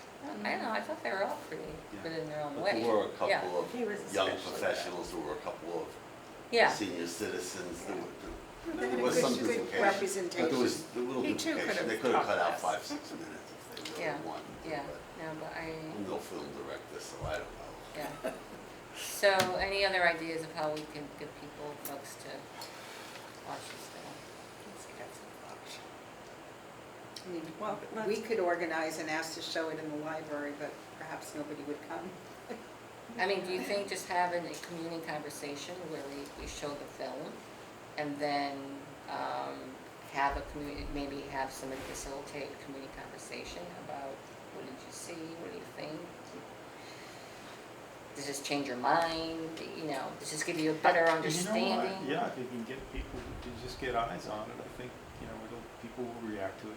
And, maybe it will change people's minds, or at least get people more open-minded about the process. Because ultimately, we have a problem, we have to confront it. We can't just keep our heads in the sand. But we try to do it in as palatable way as possible. But it just can't be ignored. In terms of the other film on conservation and housing and how they work together, which one do you think is more impactful right now? Which, if you had to choose between Oh, tonight's? and if you want to facilitate it on a conversation, the name that comes to mind is David's son, Ben. He'd be great in that setting. Well, we've been talking about having public meetings, that organization, our organization sponsoring public meetings maybe in this room. And we could say one of them was to ask people what their concerns were. And if their concerns align with the ones that are addressed in the video, so much the better. That would be an appropriate thing. Then we could have another one about conservation and show that to you. But we'd have to organize. Yeah. Well, I think that's, And if nobody comes, it's their fault. I mean, I do think, that's another interest of mine, to actually have an informational session on housing and conservation, how to work together. But that's, that's something that's gonna take some work. Well, but the thing about community conversations is, and this wouldn't be a community conversation, because there you don't start with an agenda on a community See conversation. what people are interested in. But we would be starting with an agenda. We would be, encouraging people to come and talk about the topic, which of course many people will do. If we can get the word out and get them to come. And that's what people were, arguing, that we weren't giving them enough opportunity to expose their concerns. We can only do so much of that, but a certain amount of it is entirely appropriate. But do you think it's like showing the film and then having a conversation, or just jumping into a conversation? I just think showing the film, yeah, I think that just kind of like gives some ideas and But people won't. hope that you could actually work together. Right, but people won't come unless they think they're going to learn, have a chance to talk about their. Right, Absolutely. but it's to, make sure you have more of the dialogue. Perfect warm-up act. Yeah. Yes. All right, so maybe the conservation should be more of a dialogue. All right, so as next steps in terms of the film, should I send this to committees and suggest that they encourage their, I would. Yeah. I would. Yeah, let them know we've got it. Can we put it on the website? yes, we could do that. And put it down that we as a committee recommend it. Or just, I mean, I'm just saying, actually to have a part, as part of their meeting. But to whom? To the various town committees that we Yeah. recommend, that we're passing this on as a committee. So it's not just one Has Mika seen person's this? committee. You know? Mika was sent it. I don't know if he actually watched it. I don't know, maybe, Board of maybe a Board of bad idea Selectmen. to somebody to say, even Mika say, listen, you know, this is pretty good. If you haven't watched it, I think it would be very helpful. And I think he would be amenable to spreading the word, and it's Yeah. probably gonna have more impact coming from him than it is coming from me. Yeah, yeah. Maybe put it in a newsletter or maybe put a link in it. That could be, Yeah. all right, that could, we could talk more about that.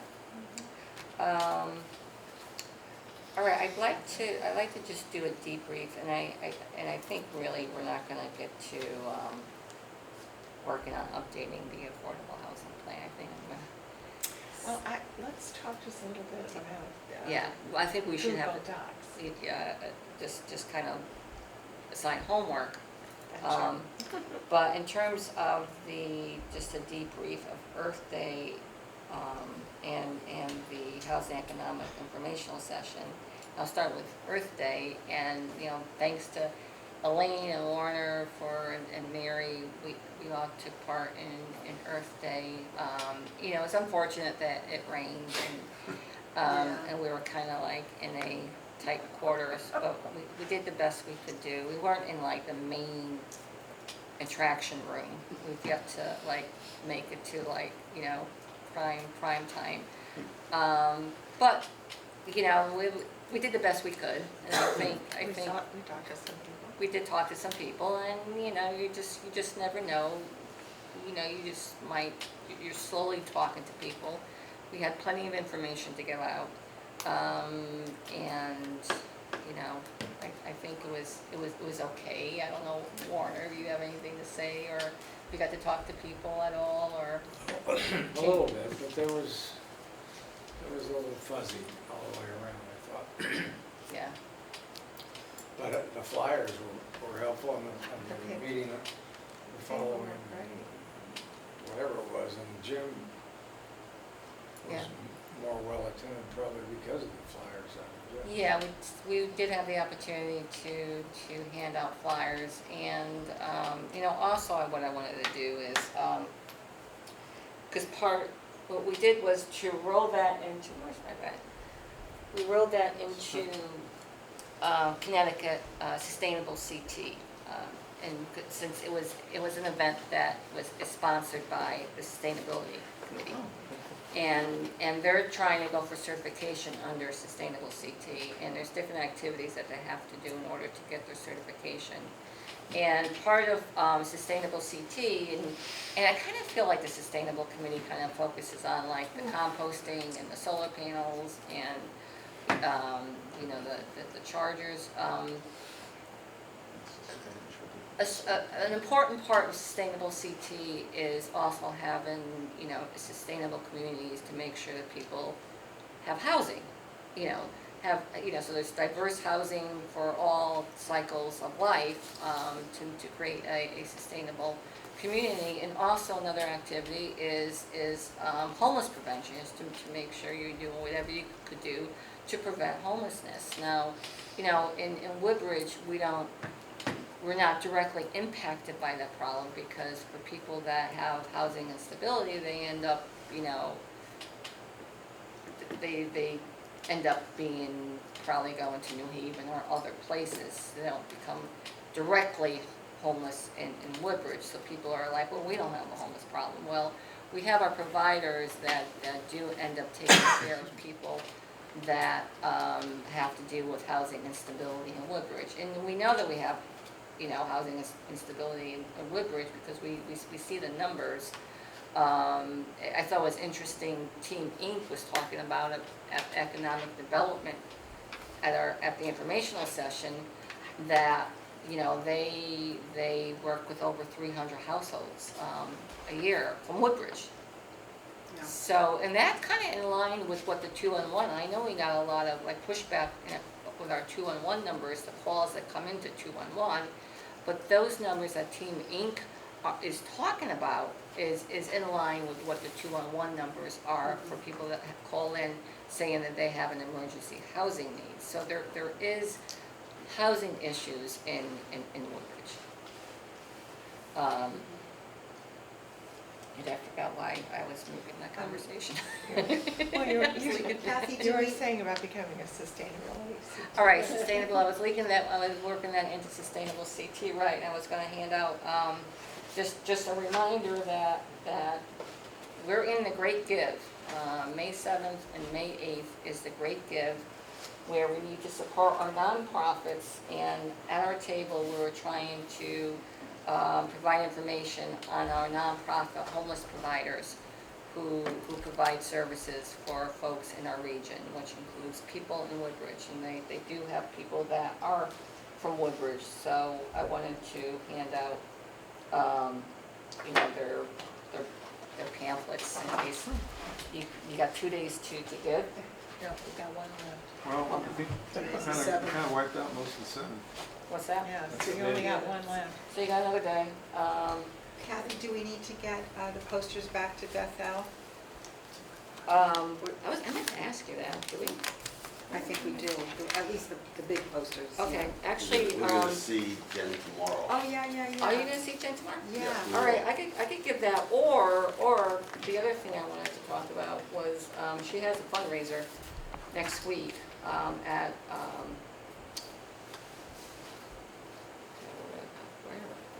A Bethel fund? the Bethel fundraiser is on May 15th. And she'll probably be at the squad meeting on the 13th. She Will usually she? comes. And she'll be at all in tomorrow. Always comes to that. Let me just see that. All right, I'm gonna keep this one too. So there, it's, I'll send it out, if anybody's interested, it's, Tribeca. It's the same, she had it last year. Here it is. So I'm gonna send it. Give me a second.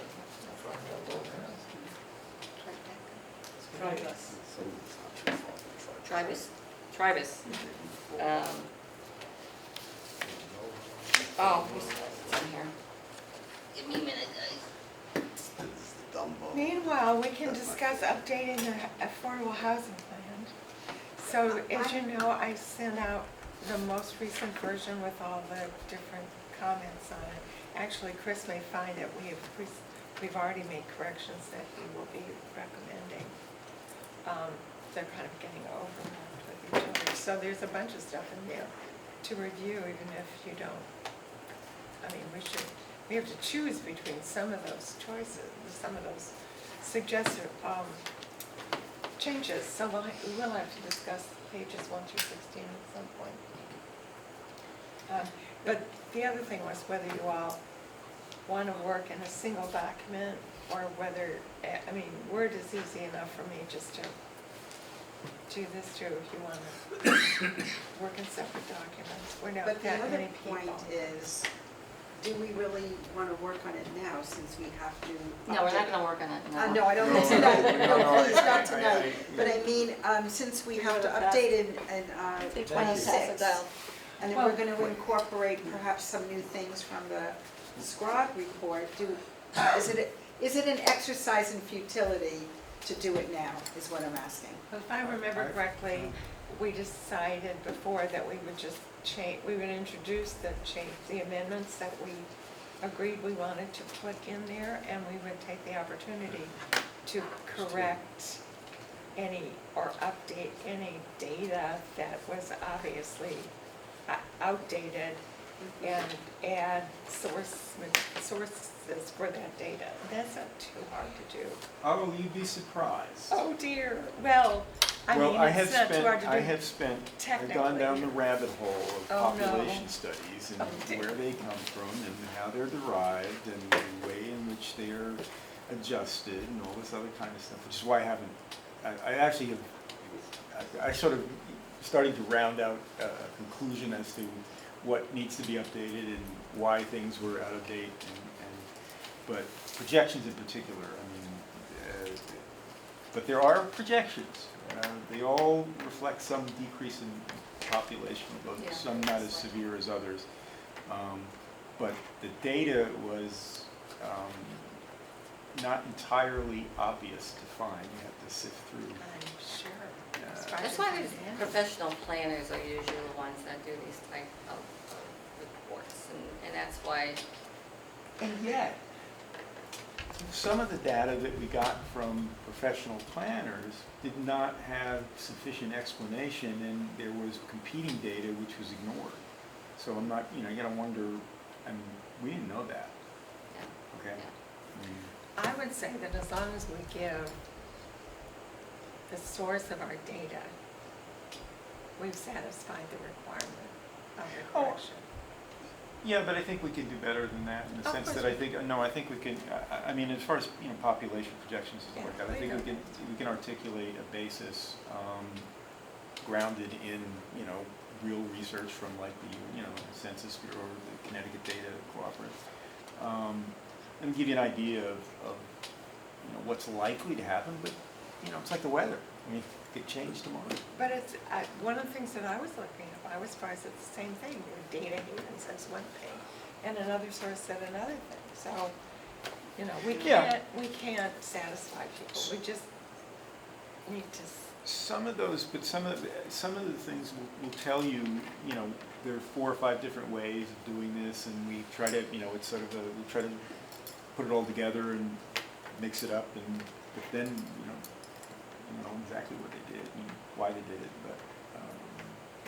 Well, what we did the first time through, if you'll remember, is just take out the stuff that was egregiously wrong, that we just knew was not going to be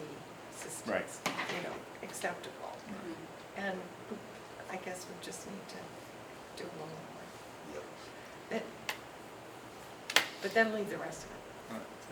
Yeah. It makes you feel any And better? maybe everybody else will, die of boredom after 16 pages through and they won't care. I don't think that's true. Yeah, I'll keep saying that some of these numbers, I mean, the only important number is, I guess now it's 1.24. Yeah, actually went up, In the 1.2. moratorium. I mean, whatever the population is, where, it's. How did it go up? How did it happen? I think they found some more people that had chattel mortgages, or there might have been a couple other people in town that have, like Section 8. Section 8. So, yeah.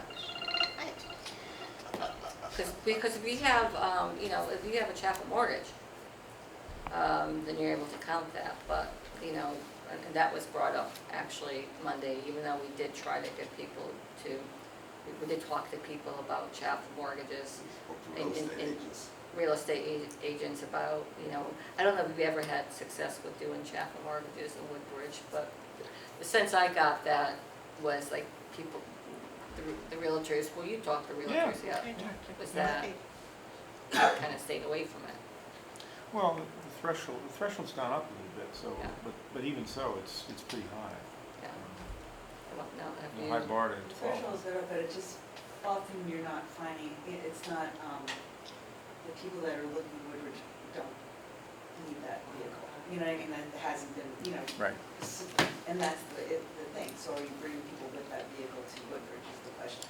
Right, right. So the price point, like you said, there's certain limits and that kind of thing. So. Yeah, I don't know if having bring a chapter of people in here to have an informational session on chapel mortgages for people to come in to want to buy something. I don't know if that's something that would entice people to maybe think about coming into Woodbridge and buying a house using a chapel mortgage, but there isn't. Because I think that the limits are high now, like 7. They are higher. So there are more, so when you have different types of loans, there are different requirements for those loans and different amounts of, hurdles basically, kind of from that. So as a seller, you're thinking a chapel mortgage is gonna have more hurdles than a typical conventional. Because someone else, a third party has to approve it, right? So, there might be some work that needs to be done on the property because of the appraisal, that kind of thing. So there's just different things that, so if there's multiple offers, which we're having a lot of, and you have them all together, as a seller, they're gonna tend toward a different, unless they have some sort of incentive. It's more not attractive. to. Yeah. It's You more know, why would you take a loan that has a second? Yeah, so I don't know how to push, I'm still trying to figure out, maybe I'll talk to Chafa, how do you push the Chafa mortgage? Right, so. Because that would Like be a good way. theoretically, Yeah. you think, well, you're leveling the playing field for people. Yeah. And, but then they make these little things a little more difficult, and it's like, well, then you're not, you know? Right, exactly. Sounds like Okay. government three. All right, just going back to the economic development informational session and people's thoughts on how that went. I just wanted to talk about that a little bit. Any feedback, Yeah. I thought it was very good. But one problem we had is they spent a lot of time, everybody except for one person, spent a lot of time making slides. And it wasn't just me, I threw a vision problem for other Couldn't people, read so it they either. couldn't see it either. Yeah. And Justin had some excellent comments, but he was standing and the mic was down here, so we didn't hear him too well either. Okay. But I thought it was very good. I thought it was interesting and informative, and I wish I could have heard more of it and seen more of it. I think the recording, you could hear them pretty well if you want to. And you can see the slides, Yeah. but it's recorded. I need to get the slides. Some of the slides would be very useful for us Yeah. as a committee. I forgot to ask the people I know who attended. I shall have to do that, to see what they thought. Yeah. I thought it was very good to have it in the context of economic development, and that issue was brought up, sufficiently frequently to be developed and to leave people with an impression of that. I thought that was a really good idea. And I invited many neighbors, unfortunately, only a couple of them came, but they were impressed with the presentation. That's worthwhile. Yeah, I was a little disappointed. There was nobody from like the Board of Selectmen outside of Mika that showed up. I just thought, I hope he encourages them to watch the video. It's a busy time of year for them. Yeah, I mean, they're probably tired of budget and finance meetings. I think he would want them to watch the video because he'd rather be in control here than over a judge or over a developer who wants to take advantage of the fact that we're not in compliance.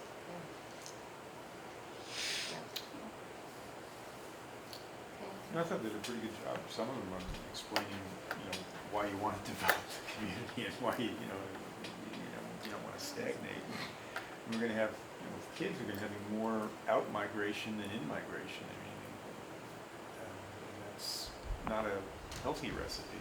No. I did overhear someone say, and I wasn't eavesdropping, just said it loud enough. Somebody remarked that we didn't have as many people who worked here, living here, in town, and then it was sort of, and this person says, so what? Well, okay. Did you notice the statistic, I read it today, that the number of course I'm not going to be able to quote it accurately, but the number of volunteer firemen in Connecticut has dropped like 62%. You're not surprised. Really? Wow. I'm not surprised.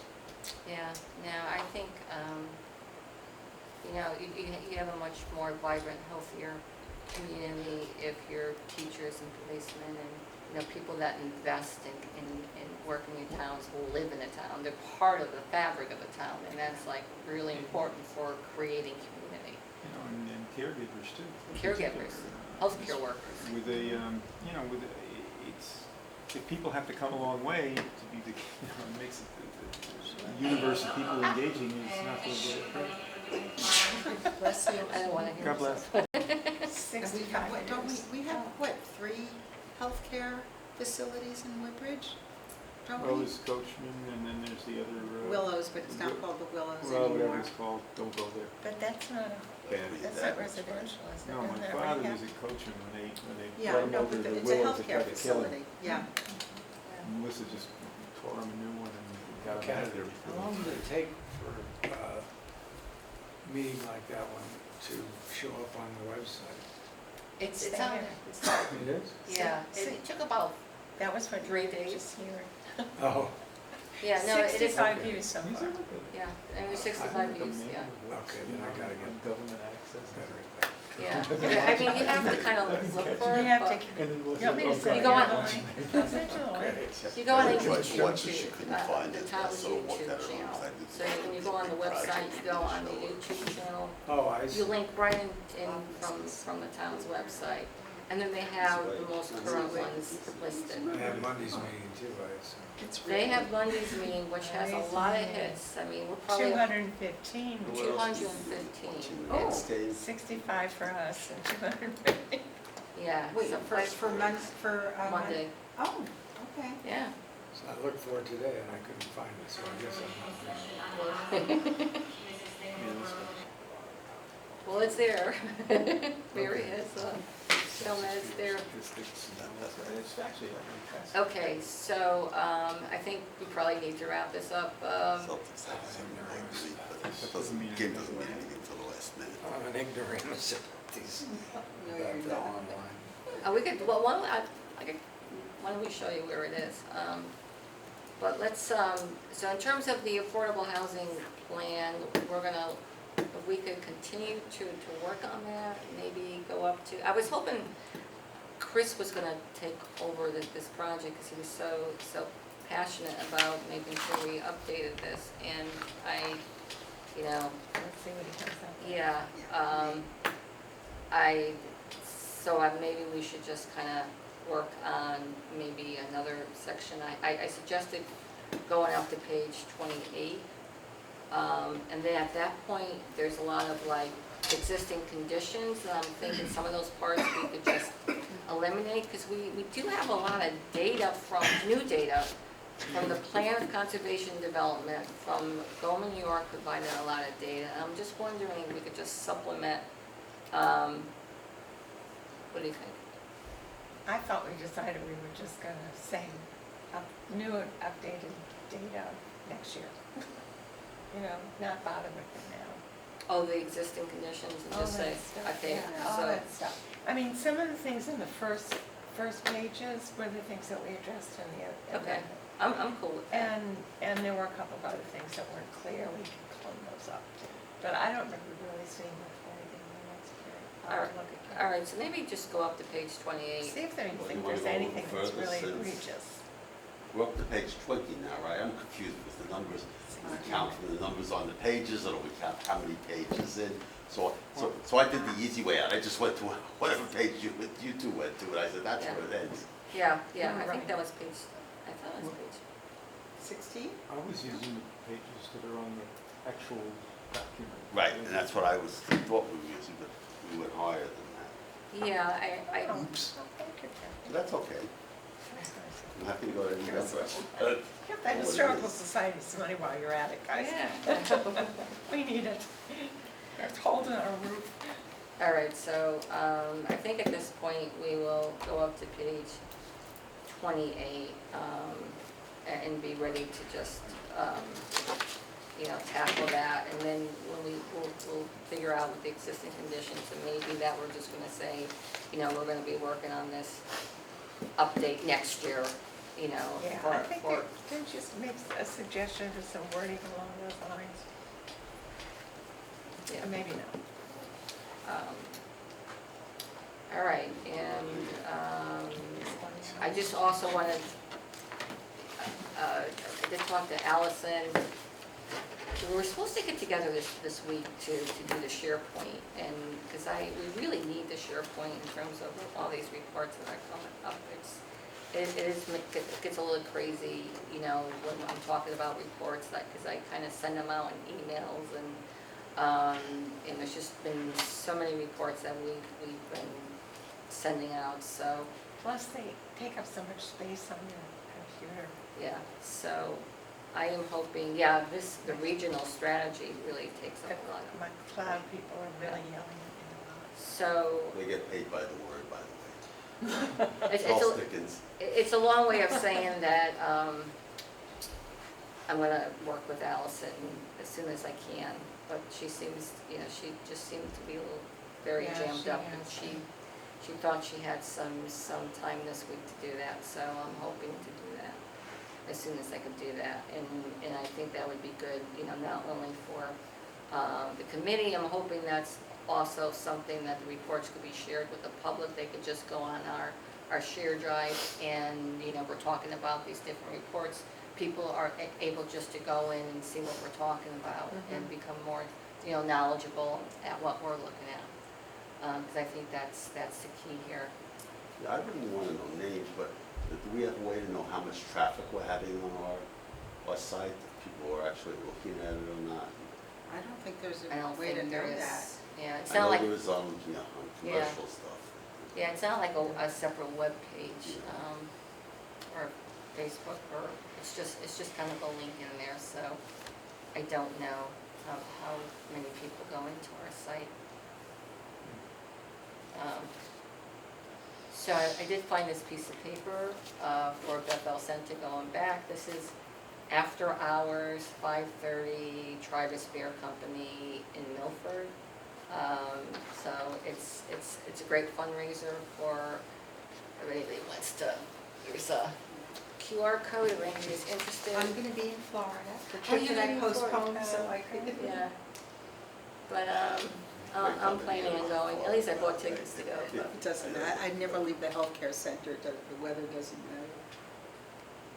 But it's another way of supporting our homeless providers and having fun. It's actually a fun place to go to. Bob and I got Jenny gave us a tour of Bethel Center when I picked up this stuff. It's very impressive, the amount of work that they do, and the mission, the whole philosophy. It's very impressive.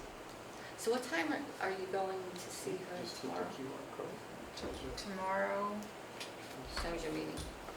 tomorrow the meeting Oh, it's is. at Kathy 6 and- o'clock for quiche and salad, and then Okay. the meeting starts at 6:30. Tim and Kathy's house. Okay, do Yeah. I, I'll pick it up from you. There'll be Okay. some new people there too. Okay, all right. We'll All right. text. That I'll sounds get it good. from you. All right, so with that, can I have a motion to adjourn? So moved. Okay, all right, thanks, guys.